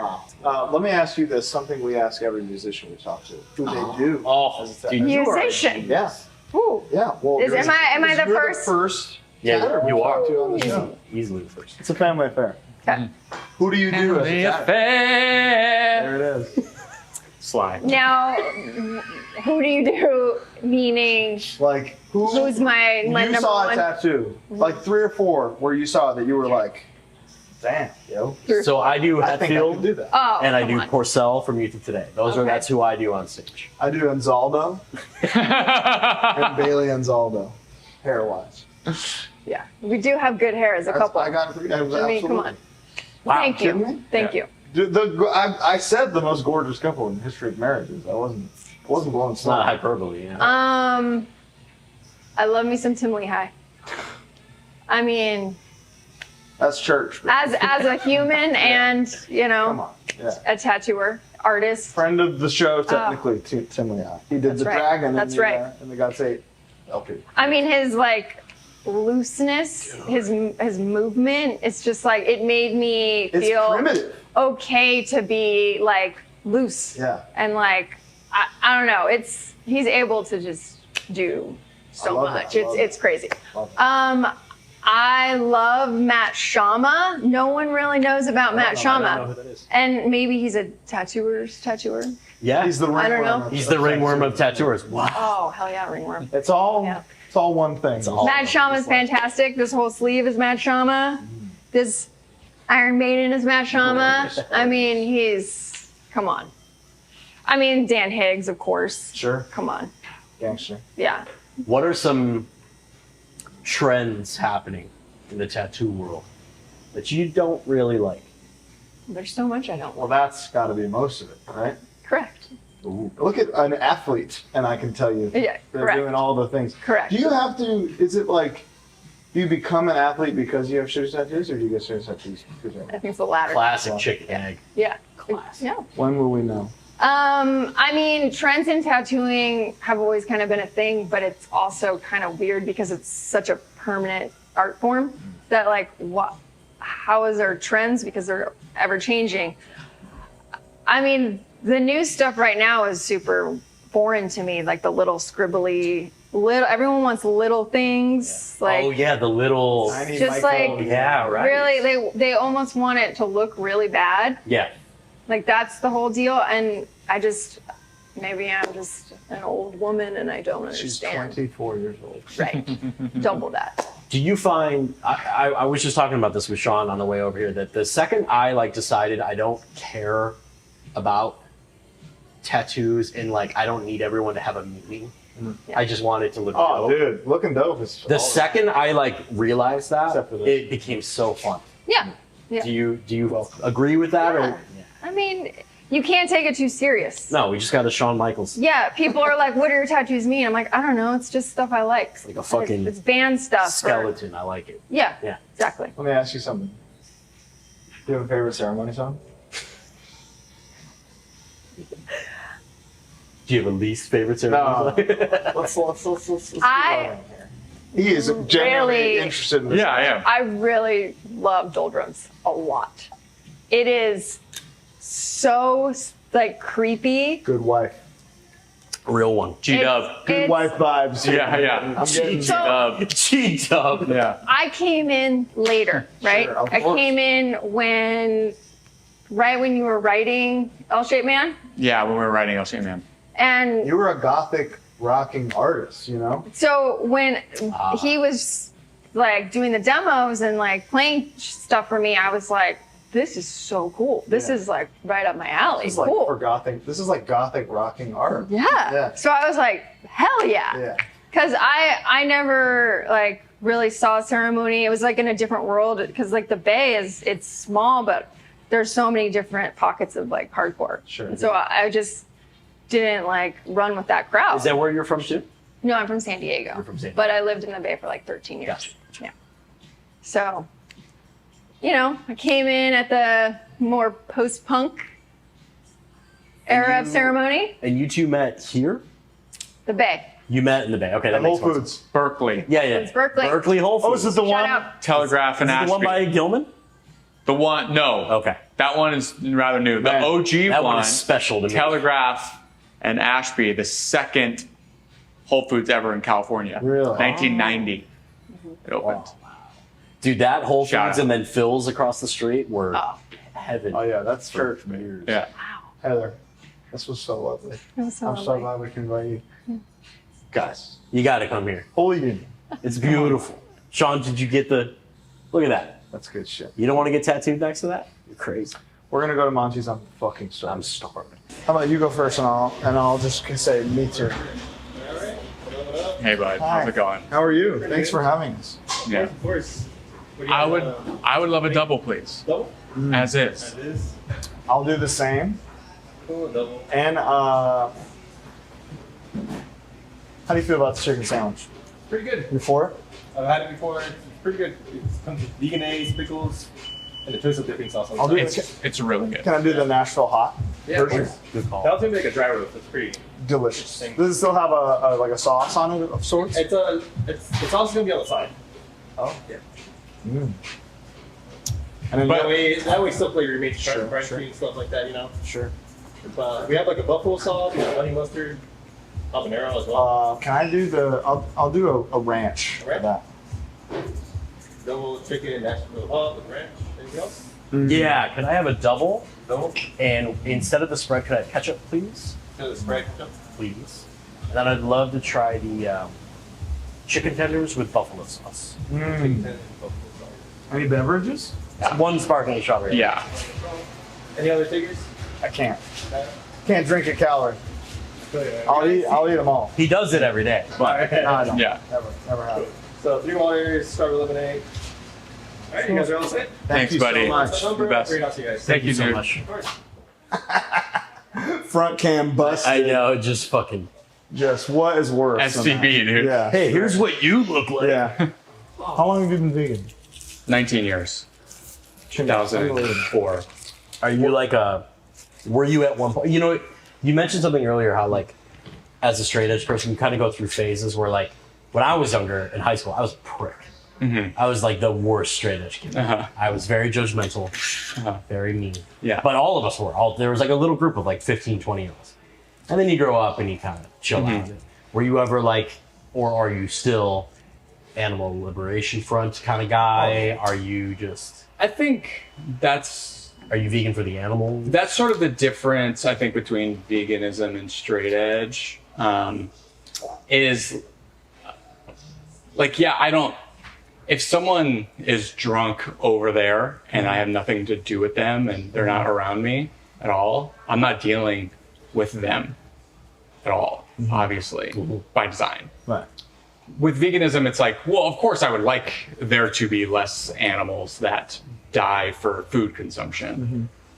But I don't, no, I mean, I don't fight with anybody. I think you and I about anything. You and I being close, good friends. Yeah, right. Right. It's maybe the proof is that is the pudding of which the proof is made. Totally. And ultimately, I want there to be more options for people.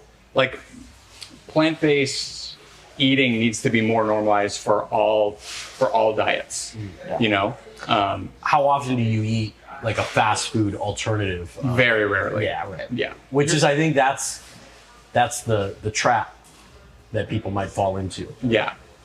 Yeah. I think it's also a good gateway. You know, I mean, Burger King and Jack in the Box having vegan options, brings, makes vegans who are just became vegan it eases them into it a little better than it. You know, I felt like I was dropped in the middle of the ocean when I became vegan. Oh, 100%. I mean, dude, I remember the first wave of like vegan fast food that you guys had to deal with. And just be Boca. like, I swear to God, it's good. Yeah. Boca burgers. Oh my Yeah. God. Where I don't want to eat, I personally don't want to eat the Jack in the Box vegan burger How do you- or what, like I'm just using that. I don't even know if they have one, but How do you feel about like the McVegan? again, great for those people who are making the transition. Yeah. And if something is easier, then it will happen more. That's what Carl That's just- from Repressive said. Yeah. We asked him the same thing. Because some people get a little caught up in the Consumption under capitalism. exactly like that aspect. Totally. And I think that is true. But I do think that two opposing truths can both still be true. Right, and it's never going to happen overnight. That the changes are never. It's just not going to be. Totally. And now there's an option for someone who does eat meat, but they just don't. Most people I know who eat meat don't eat meat every meal. You know what I mean? And that's becoming less and less normal. I would say if like protein intake weren't a disordered thought in my brain, Right. I would it would be way more rare. Of course. I'd be eating fucking vodka sauce pasta. Yeah. I do feel it important for like the greater for society to be more plant food conscious.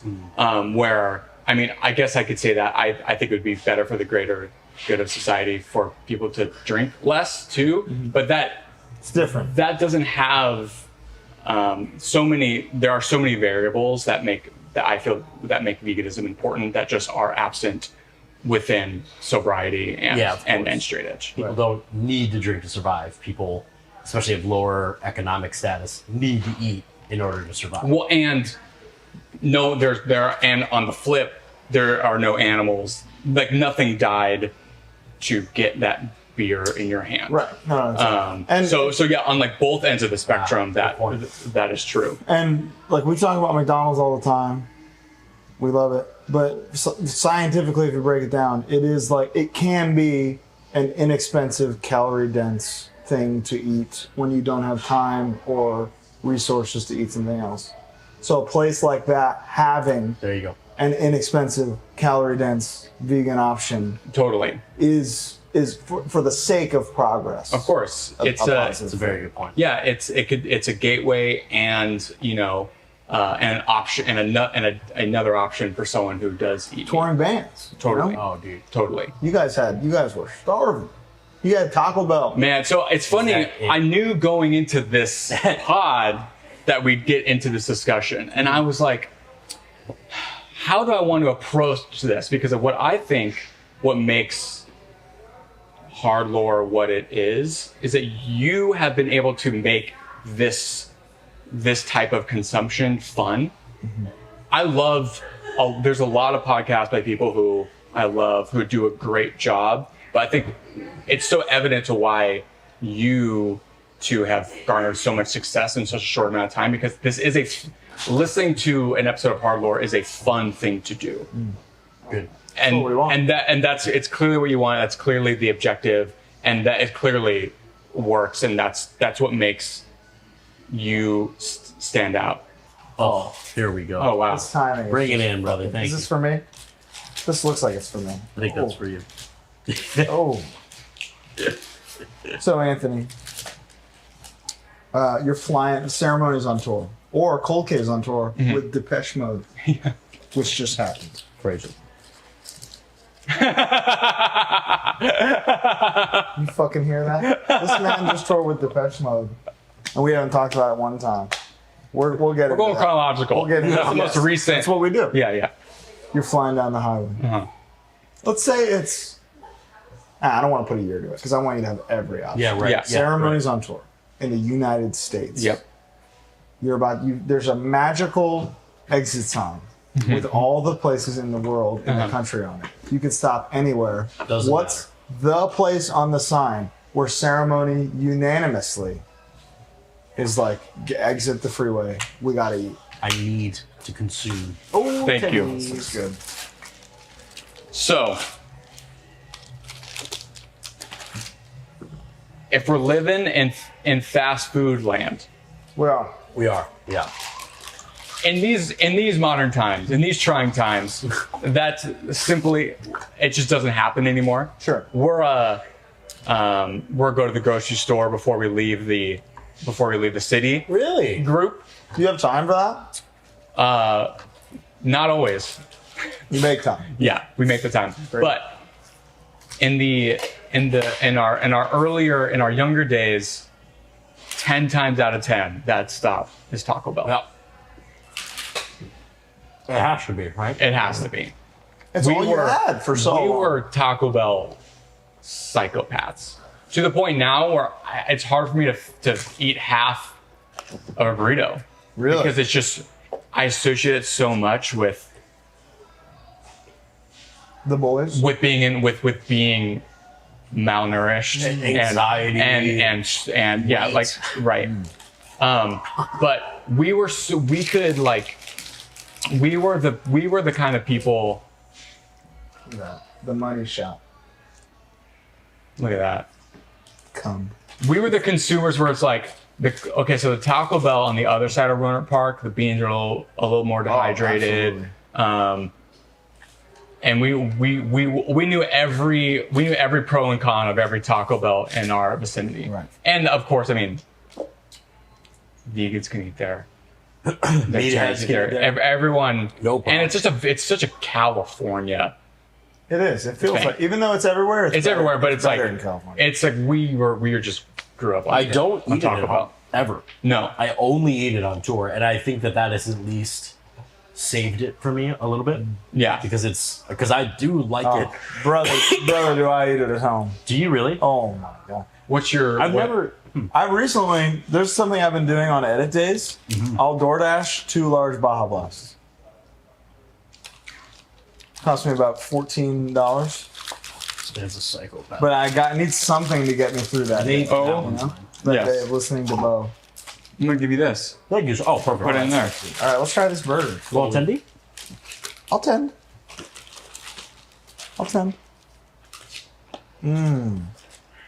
Ranch blessing. How's the vegan ranch? We're good. Pretty good. He's very particular about his ranch. You're a ranchman.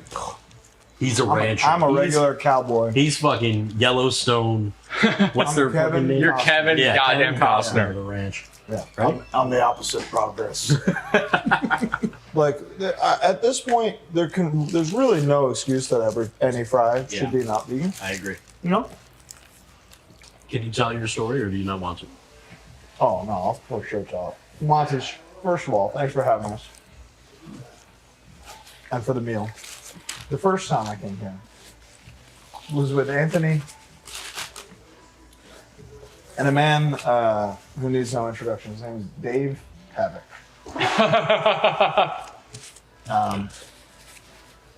He's right there. You know, lifelong fan. So it was just nice to. I think it was my second or third time hanging out with the two of you together. Invited me to have some burgers. Mm-hmm. Oh, this was after the Haunted Hayride. Right. I went to the Haunted Hayride first, which was Great time. terrifying. Yeah. Went to Monty's after, and somebody who, like, the owner or the co-owner or somebody, one of the like higher up people. I think it may have just been someone, just a classic team member who knew that of his closeness Right. with the owners. I think believe. I have to do a full body. Yes. Sorry. Full body representation of the moment. So let's say the table was Dave, Anthony, or Colin, Anthony, and the t-shirt representative came over to the table and said, "Did you want a shirt, Dave?" In a way that was like, not you shirt for either of you, Dave. I gotta get you this shirt.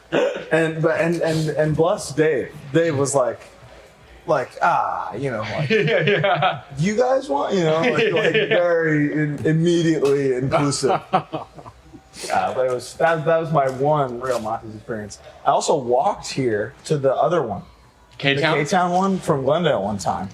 That was crazy. You were, and the folks at home of course, why would they know this?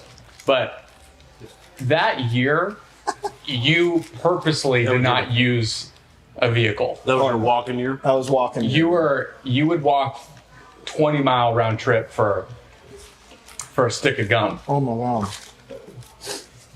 And a lot of the time, I would be like, "Hey, what are you doing? I'm gonna maybe go get a donut in like 2 hours." Yeah. Which meant I'm leaving now. Yeah, I'm leaving now. I'll see you in 2 hours. And your response was either, "Dude, I'm there," or Yeah. or "I just put a pot of lentils on. I can't Yeah. I can't make it." And that's how I know that the vegan fast food thing is not an every night thing for you. Because he's eating Because lentils. you're a pot of lentils. Yeah.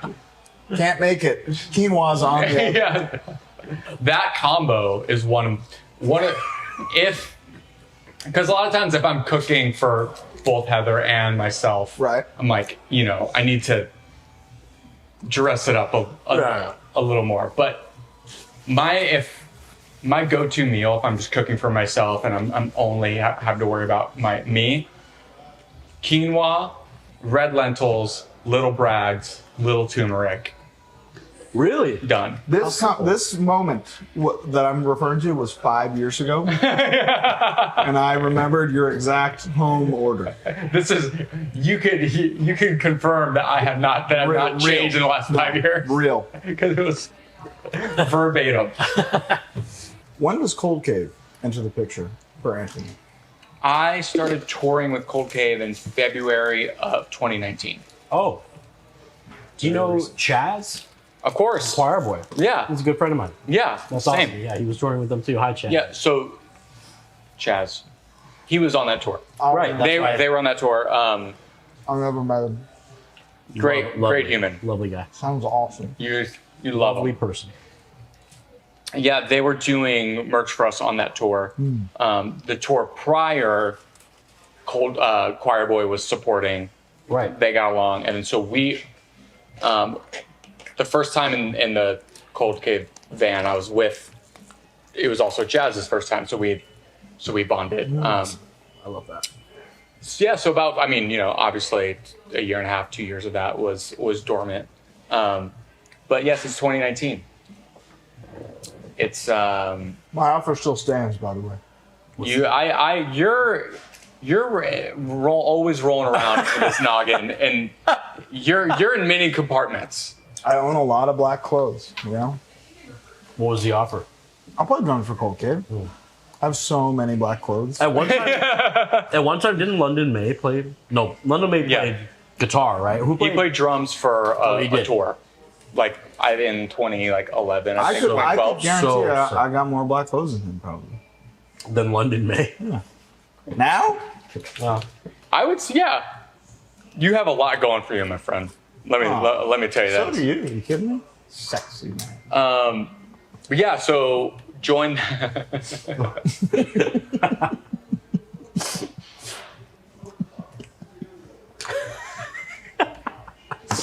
You know what? I like this more than the burger. The chicken?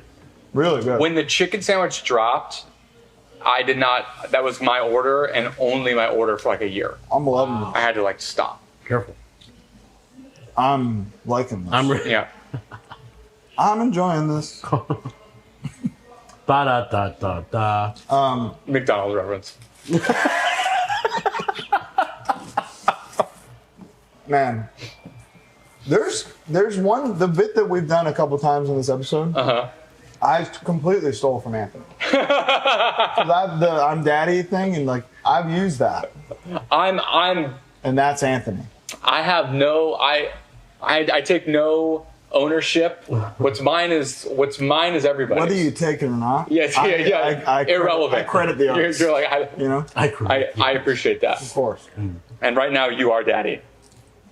You're giving daddy. It's giving. It's giving daddy. And what's Well, I don't know. have you gotten to write material with Cold Kid? Yeah, so the EP or LP that you it's an ambiguous Format. yeah. It's a 7-song 12-inch. Oh, cool. And there are certain publications have put it on as Oh, I see. as a full. I mean, I think it's literally an LP, but whether it's in the full length album or EP I think status, the LP EP determination is in the intention. Is totally. it written as an LP? I think that has not been disclosed. I think that's where the Confusion lies. yes. So there's a. I think it's intentional. So there's a. I don't know. I mean, I don't want to project onto Wes's Right. thought process. I mean, it should be said that it's Cold Cave is very much Wes's project. Yeah. He's dad. He's daddy. And Wes is daddy. Yes. But on that release, Fate and 7 Lessons, I am on 4 of the tunes. And each song that I'm on, my role was a bit different. One song is kind of like a proper co-write. And then one, Wes was like, hey, I have this song, but I just want a guitar solo right here. And then there's a song that was written. He's like, okay, just play guitar. The chord progressions were there, and just play guitar throughout it. So it was a really fun experience because I never knew kind of what I was going to have to do. And then there were 3 songs that are purely electronic and Wes did Okay. on his own. So you're Shawn Martin now. In all ways, I am Shawn Martin. He's back to Connecticut. That's right. The That's man's right. got it in him. All roads. I'm saying, all roads truly lead to Shawn Martin. Yeah. But yeah, we did that initial tour with Adult and Vows. Got home, did a 6-day full U.S. tour with Ministry. Oh. How was that? It was awesome. I am a early Ministry's super fan. I mean, I love Ministry. I'm not trying to say Yeah. I'm not a mid to late period Ministry Right. fan, Yeah. but the Rape and Honey and Mine and Solemn, like those 3 records. I mean, and of course with Sympathy, but like I feel like that's a different band. Band. Yeah. Twitch rocks too. Did they have any of the Twitch is awesome. Yeah. Did they have the fence up at all? Did they No, have a so stage set up at all? they started doing that again Kind of recently. on a tour not long after that. Okay. This was a Wax Tracks. It was for the Wax Tracks documentary. Yeah. So it was only in like the 6 major markets, as they say. And it was meant to be. It's obviously a fly tour, but we did not do that. Oh no. Yeah. So we drove. So Brooklyn to Toronto. Day off, Austin, Texas. Oh my God. That was all done. And then Austin to home. In all of that, we lied down one time in a hotel. This is what art. This is all what makes about. you this is what makes you appreciate the things. This is what makes you HardLore certified. Yeah, that's right. That's right. Holy shit. That's right. What is Brooklyn to Toronto? 100. That's like that's the smallest portion of that. Yeah. Yeah, so That's the easy that one. was like 2 a.m. and I think we got in at like 6 p.m. Oh. 4 p.m. Like we made sound check, but it was But like, but we like- drove straight Yeah. from We're here, might as well load in. straight venue to from venue. Toronto to Austin after the show. So didn't sleep that night. Drove 2 days to Austin. Got there in the middle of the night. So we slept the night before Austin, and then right after Austin drove to LA. Yeah. But we knew it was going to be, obviously we knew it was going to be brutal. Yeah. But it was such a short amount of time. True. That was like, okay, well, let's just have like a rough 9 days. rough week. Yeah. Who cares? Yeah. It'll be over in a flash. And it was so fun. Did it end at home? It ended home. So that's That never happens. Yeah, so, yeah, not for you guys. yeah. I've driven from Chicago and Connecticut more times than I've done. For some reason, things end in Chicago all the time. It's the middle. It's the middle. The middle. So It's the middle. It's easy to get It's home. like not that bad for anyone, but it's really bad for everyone, actually. Yeah. Yeah, unless you live in Chicago. a few months later, maybe a year later, you're touring with Depeche Mode. In So then we 2023. get home from that, and then Wes gets the songs together for Fate. Record those. That comes out during pandemic times. Yeah. Then we do a few Cherish the Light Years anniversary shows, one in LA, one in New York. 10-year anniversary of, and then a couple one-offs. But then probably a year later. It's probably really hard for you folks on your couch with your YouTube app and Apple TV to follow this timeline. I apologize. We go on tour with Depeche Mode. Tell me about that. How long was that tour? It was 6 shows, 2 weeks. Oh, Right. Yeah, They're on a bus. They're on. Or they're flying. Yeah, I don't know if. Yeah. they're on 2 planes and 2 buses. Yeah. I mean, yeah, they're on some transporter. You know what I mean? They're Just like night on, 2 days off. Jetsons. Yeah. Jetsons vibe. It was the best thing ever. Like ever, right? It was just the best. I can't imagine how that felt. Yeah, I mean, they're probably my favorite band, Depeche Mode. So just that alone. They played Blasphemous Rumors. They did not play Blasphemous Rumors, but they did play. They played a lot you want to hear. They played Strip. They know. They know. But you know they've never been a nostalgia band. Like every record's good. They only tour when they have a record out, and you're getting 4 to 5 songs off every record. Mm-hmm. And if you're not into that record, Dave Gahan is gonna make you love that record by the end of that show, because he has the weight of the world on his shoulder. How do you craft a Ceremony set list with 7 LPs out of varying genres? Yeah, it's Good it's point. You have to commit to a certain feel for a few blocks, for a few numbers, and then you have to kind of ease out of it into something else, or you know sometimes we'll make the conscious decision to hard stop it from like a really down tempo subdued song into something really abrasive. But it's pretty easy because there's not a lot. We don't really play anything else, Still Nothing Moves You, and then the Ruin Violence stuff is there's not a lot of that, and usually that's at the end. So it's not. It'd be a lot trickier if we were felt like we had to play a few things off every album, but you just like with anything, you know, like with making love, you know what I mean? You don't just go a 30-second set and you go to bed. And Colin doesn't talk about that. yeah. Colin's a prude. He doesn't talk about the set. What did I say the one time that you loved? I'm not horny. It's not. That's my favorite Colin Young quote of all time. Not horny. Yeah, I feel, you know, we won't go from an El Shay Man song into a Violence song into, you know, a Roner Park song into a synth song. So they're in blocks. Yeah, you kind of, and not even so much in eras as so much in just sort of like intention. Intention is everything. Yeah. Why is so much more important than what? Let me ask you Couldn't have said it better myself. Let me ask you something. I probably could have. Let me ask you something. Hit me. Before you know, make me cry again.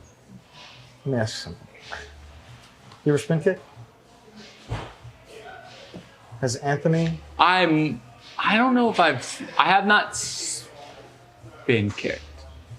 Spun cucked is the. Yeah, that's me. I have done adjacent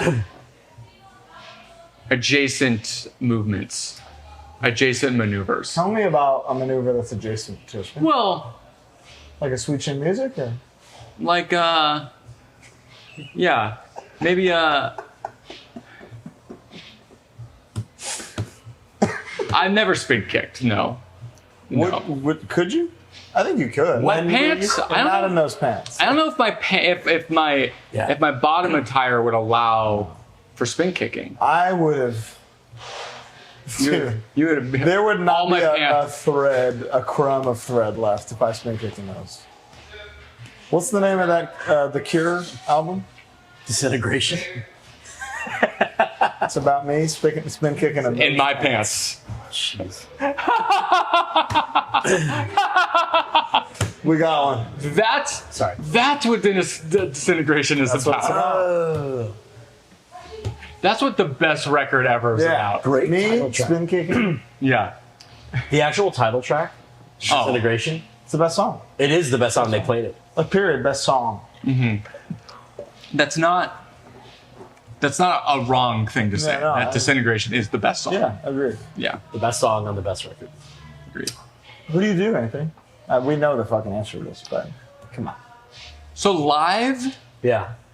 I feel like live and recorded are different. Especially that's fun. for kind of what Live is like what we do. No, exactly. You know, like I feel like if you watched us live with the volume down, or maybe me, we're talking about me, so Yeah, this is about Anthony.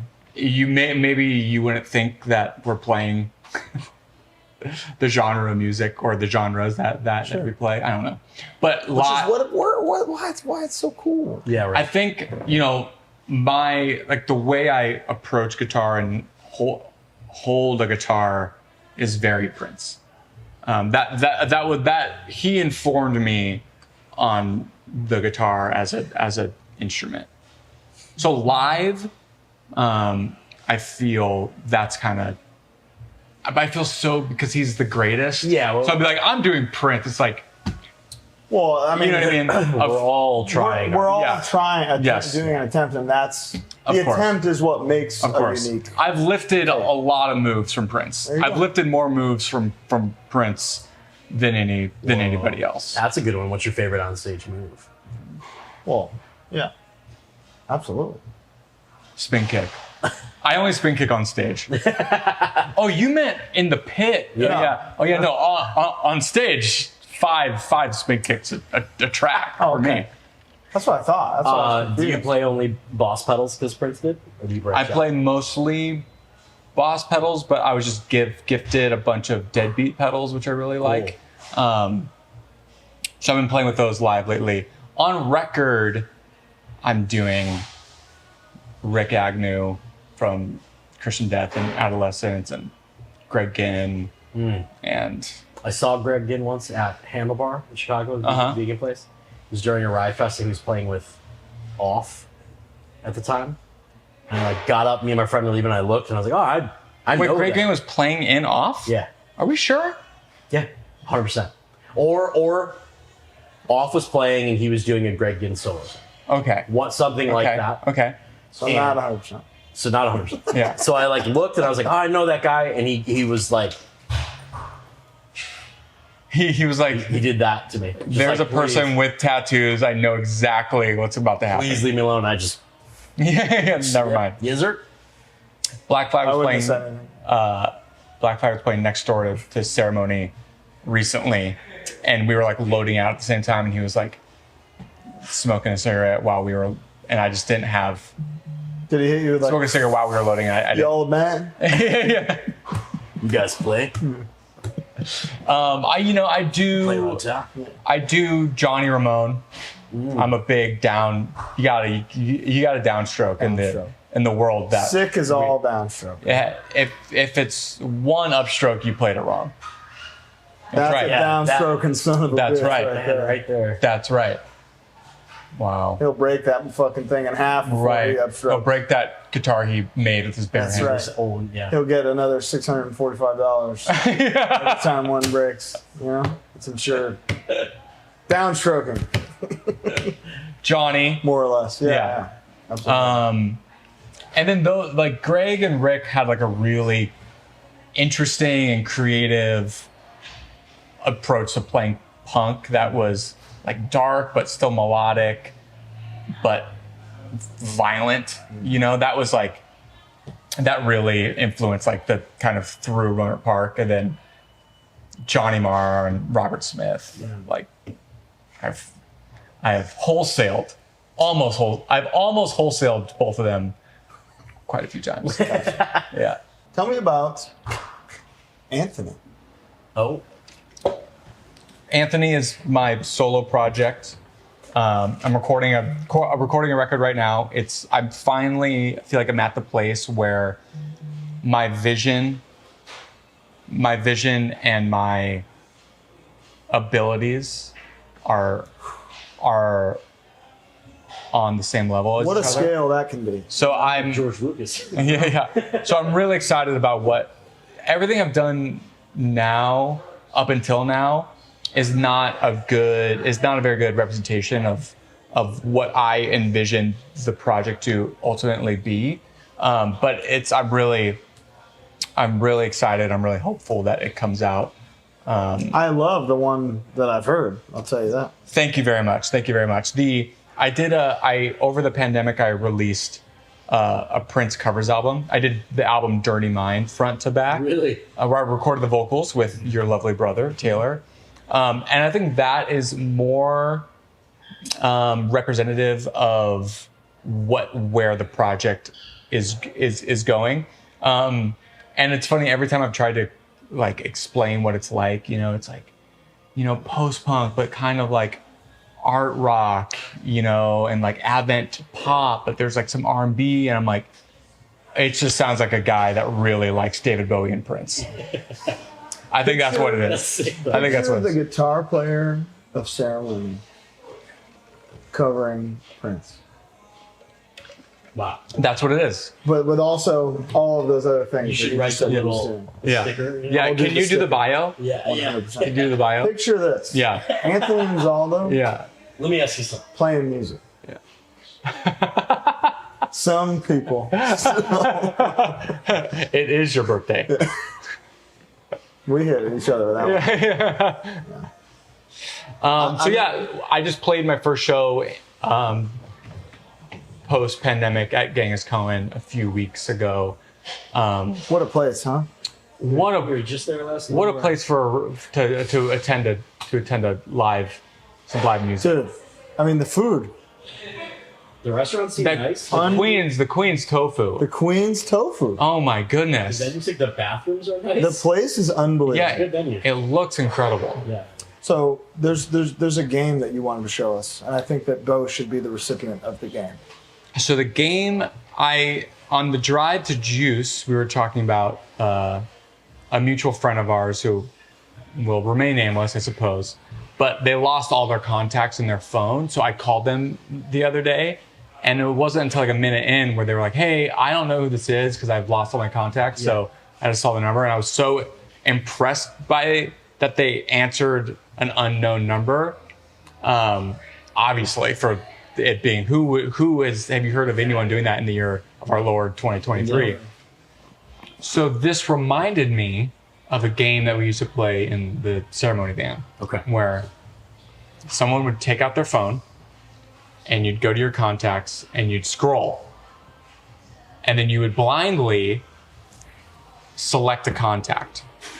You would then show the contact to the rest of the van and wait for their green light to ensure that the contact you selected was Wouldn't not ruin your life. was not like a family member that you've had a falling Okay. out with, Okay. or so it would also have to be someone that they sort of knew. We both know. So like if you're about to call someone that we didn't know, it'd be It does defeats the purpose. yeah. So we'd give the green light, then you would click call, and you would blindly call a random contact in your phone, and the game is you trying to figure out who you're on the phone with. So the tricky part about this game now is that it's almost a faux pas to call someone. So a non-pickup is Oh, this rather is good. commonplace. I don't like it, Shawn. How stressful is it? A little bit, but then I saw it was Nick, and it's Of course. What's up, player? hey, how are you? I'm doing great. How are you? I'm doing so good. What are you up to? Getting ready to head over to 1720. What are you up to? Kat, I just want to tell you something. I just won a game where I had to call someone randomly. Well, I didn't see who it was, and I had to figure out who they were. Kat, you're live on HardLore right now. They're live on HardLore. Hi, Kat. Wow. Anthony says hi. Colin says hi. He figured it out in record time. Record time. So thank you for So being. that's a best case scenario. yeah. Thank you for being a champion, Kat. You are so welcome. And I'm going to be so honest. I only answered because I always answer the phone for people who never call me. So That makes sense. Wow. So thank you. Continue to do so. you're so welcome. I think I deserve a prize. You do. Okay, we'll figure something I'll out. send you money. Thank you, Kat. Have a good night, Barbie. Okay.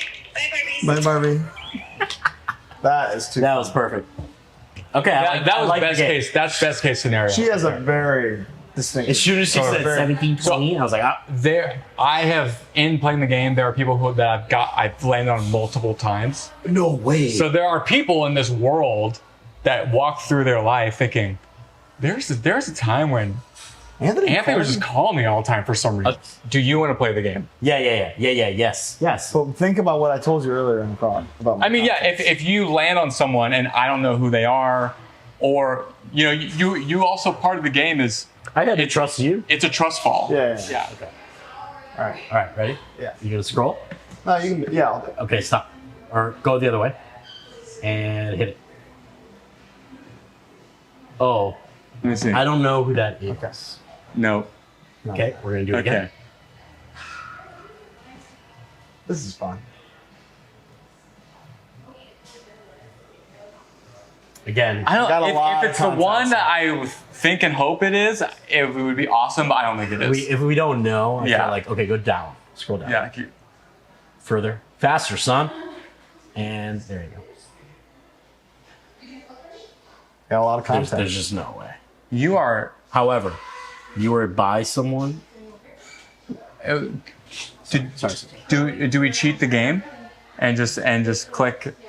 Well, so he did. Yeah. Yeah.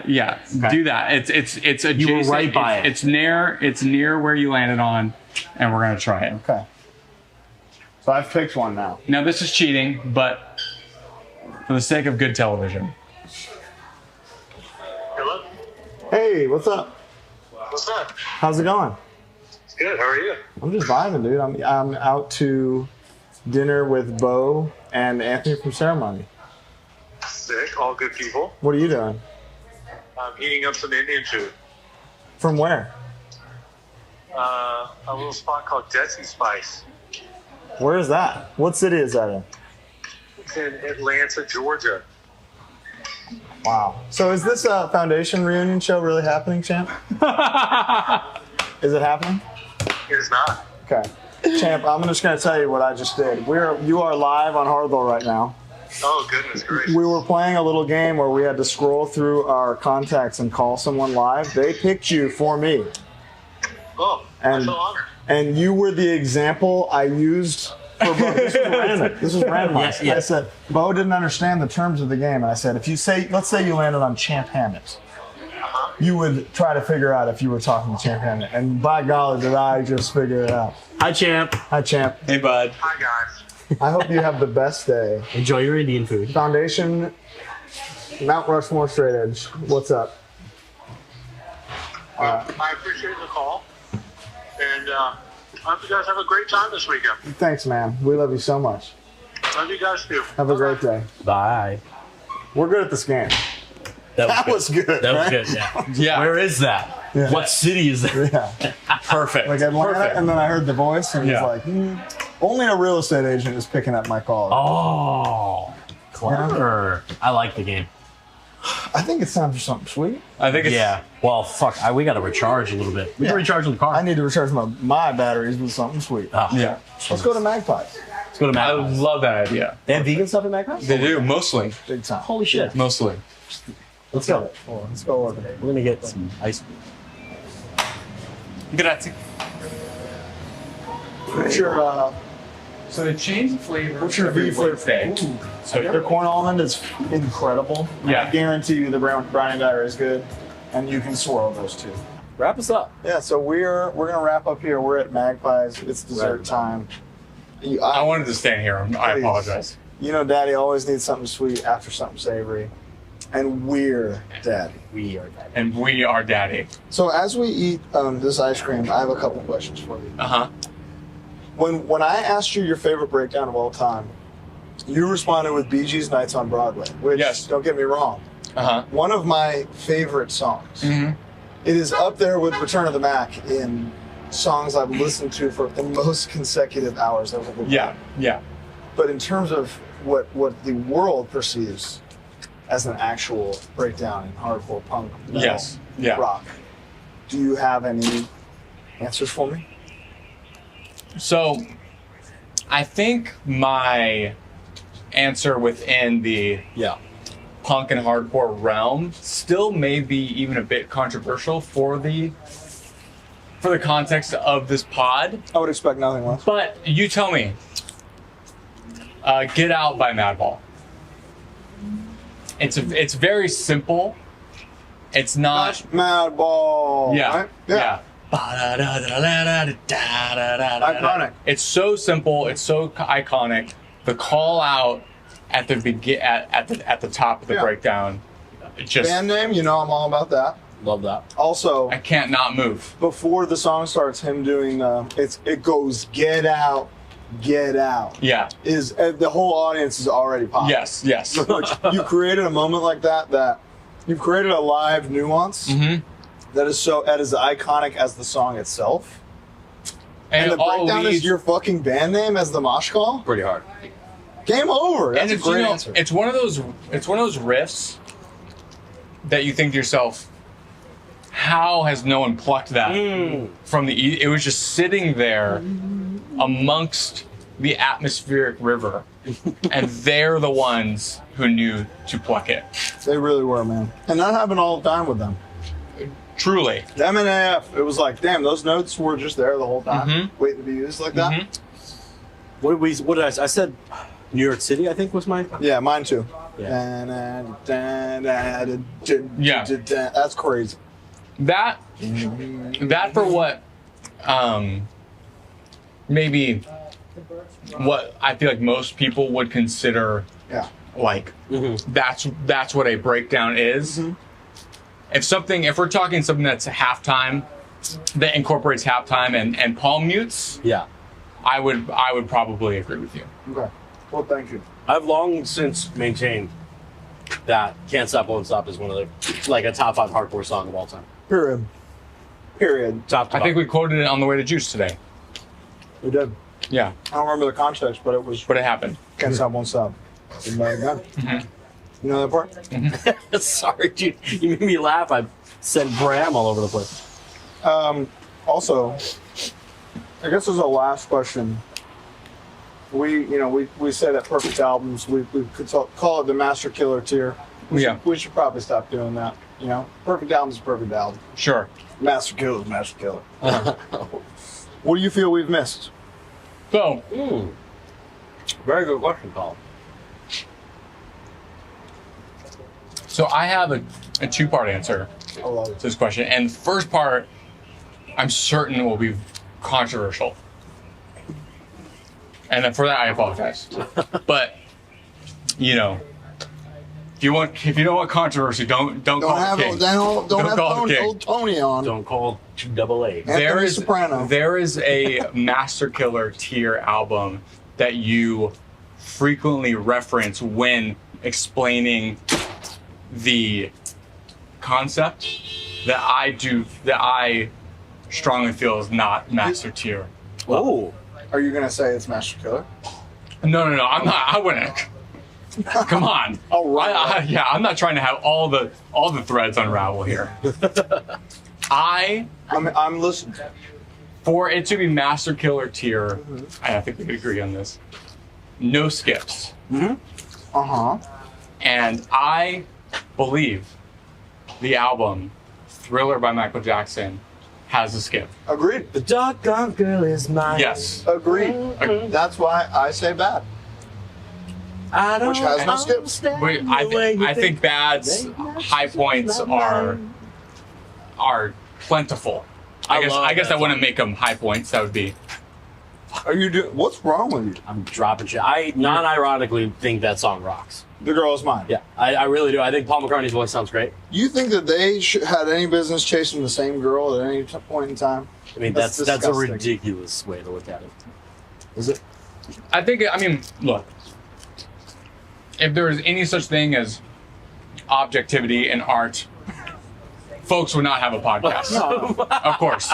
So I feel you, but I think it is quite silly in a way that, I don't feel like is that makes it not classic, I guess. Paul McCartney, 10 out of 10 singer. The performances obviously are great, but I don't like that song. I went to Michael Jackson's Staples Center Memorial. right. Lifelong fan. Let the man rest. Bad smokes it in hundreds of ways. So I just wanted to put that out there. Paul, I'm a lover, not a fighter. Yeah. Colin, I'm a Yeah, the talk, the monologue, it's yeah. it's so silly. Paul being like, no, Michael, I'm gonna fuck her. We're going to listen to that immediately, Shawn. As soon as we get in the car. Michael, I need to fuck this girl. No, Paul, I need to fuck this girl. So I don't believe. what you've missed, I have not listened to every HardLore okay. pod, though I am a fan. So maybe someone has dropped these in the past. I'm sure it's no shock to either of you. I think Prince has 3 Master Killer records. We never mentioned One being Dirty Mind, one being Purple Rain, and one being Sign of the Times. I think from 79 to 89, every album is essential. But I could see the logic in some people thinking that maybe Parade is not only classic songs, so on and so forth. It is subjective. Of course. You used to yell at me and say that Well, the point of Master Killer is that it's not a subjective. no, I don't. It's not bad. It's just that there's a difference between like favorite and best. You know, And there's a difference between amazing album, great album, and timeless album perfect, and this classic thing perfect. I like. Well, then, by that rationale, Thriller smokes bad because it sold more. It's his best record. That's what I'm saying. Thing. Let's just go track by track and tell me. Come on. Yeah. It's not even close. But by that logic, Swamp Thing also belongs on our list somehow. Swamp Thing. Because somebody thinks that, you know? yeah. So yeah, I guess it's not subjective, it's objective. But you guys, I love you. I mean, I think The Cure by Disintegration. Other way around. Yeah. Strike that, reverse it. Yeah. You got some chocolate. No, that was right. The Cure's Disintegration. There it is. This is good. The Smiths, The Queen is Dead. Oh. All day. Depeche Mode, Violator. All day. Do you prefer The Queen is Dead? I think that's my favorite. Stevie Wonder, Talking Book, Stevie Wonder, Intervision, Oh, Stevie dude. Wonder, Thoughts? Songs in the Key of Life. Oh. Are you Smiths over Morrissey? Susie the Scream. I prefer the Smiths, but Oh. I do feel that because there are people who only they love the Smiths, but they don't care for Morrissey solo. It's just crazy. And I feel like most people who love and celebrate his solo work and the Smiths prefer Morrissey solo. Yeah, I do. think so. So I feel I am on. I am one of the few who love both, but still prefer the Smiths. Okay, that's fair. I mean, That's me. Those are different moods. That's Taco Bell and Del Taco. You're Absolutely. Wow. You know, Absolutely. it's like Smiths. You're getting fucking riffs. Mhm. Some of the best riffs ever written by a guy who had never heard the word riff. And can never be replicated. Can never be replicated. Morrissey, you're getting the most finely crafted, like, pop rock and roll songs ever written. Totally. And I think with the Smiths, I like how his lyrical approach was a bit more story oriented, where he gets he's more heavy handed with the solo stuff, which most all of it is I do love, but there's something about kind of involving the listener in the tune. He was less worried about that grasps rhyme and fitting Right. things Right. and the Smiths. And then Dude, Morrissey is like finely crafted poetry. right. He hated rhyming. You know what I mean? It was like anti-rhyme. He hated layers and harmonies. Yeah, you crazy. know? Crazy. Imagine being that good. Can't do it. Yeah. I love a layer. I love an anthem. Really, and that's why we're here. Freedom of choice, Devo. Wow. How huge was that for you interacting with Oh my God. the Mothersbaugh? It was Come on in. it was unreal. It was so him too, which made it so much better. Right. Tell me about that experience. Cold Cave played a friend of ours theirs. It's hard to I never know what to really say. Yeah. Birthday party that Mark Mothersbaugh from Devo was in attendance, and Wes and Amy introduced me to Mark, and they asked me to show him my Devo tattoo, which is here.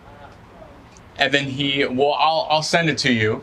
Maybe you could, Oh, here it is. with your tech savviness, could show these Isn't folks. this great? Show this.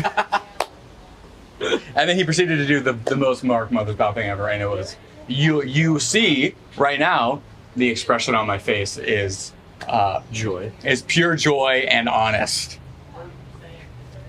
Gorgeous.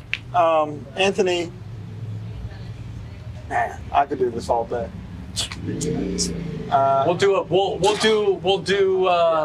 We'll do something. We got some album anniversaries coming up. We'll do something once. I love it. Yeah. We got the Anthony solo album coming out soon. Anthony, that's what I want you to walk away from this thinking, like, wow, what a cool guy. Because, he's been in the shadows for so long. And I've been trying to bring him out of the shadows. But look at this, black clothes, which I own a lot of. But man, and now I'm glad that you all know the real Anthony just as I do. Anthony, thank you so much for joining Thank you so us. much for having me. Ceremony, Cold Cave, Anthony, whatever he Colin. does. Bo. Black Clothes, Cold Cave. Monty's, Good Burger, Macho Man. Magpies, they're fucking Bailey and Zaldo. Holy tattoo. This has been HardLore Stories from Tour. We will see you next week. Bye. It's a day,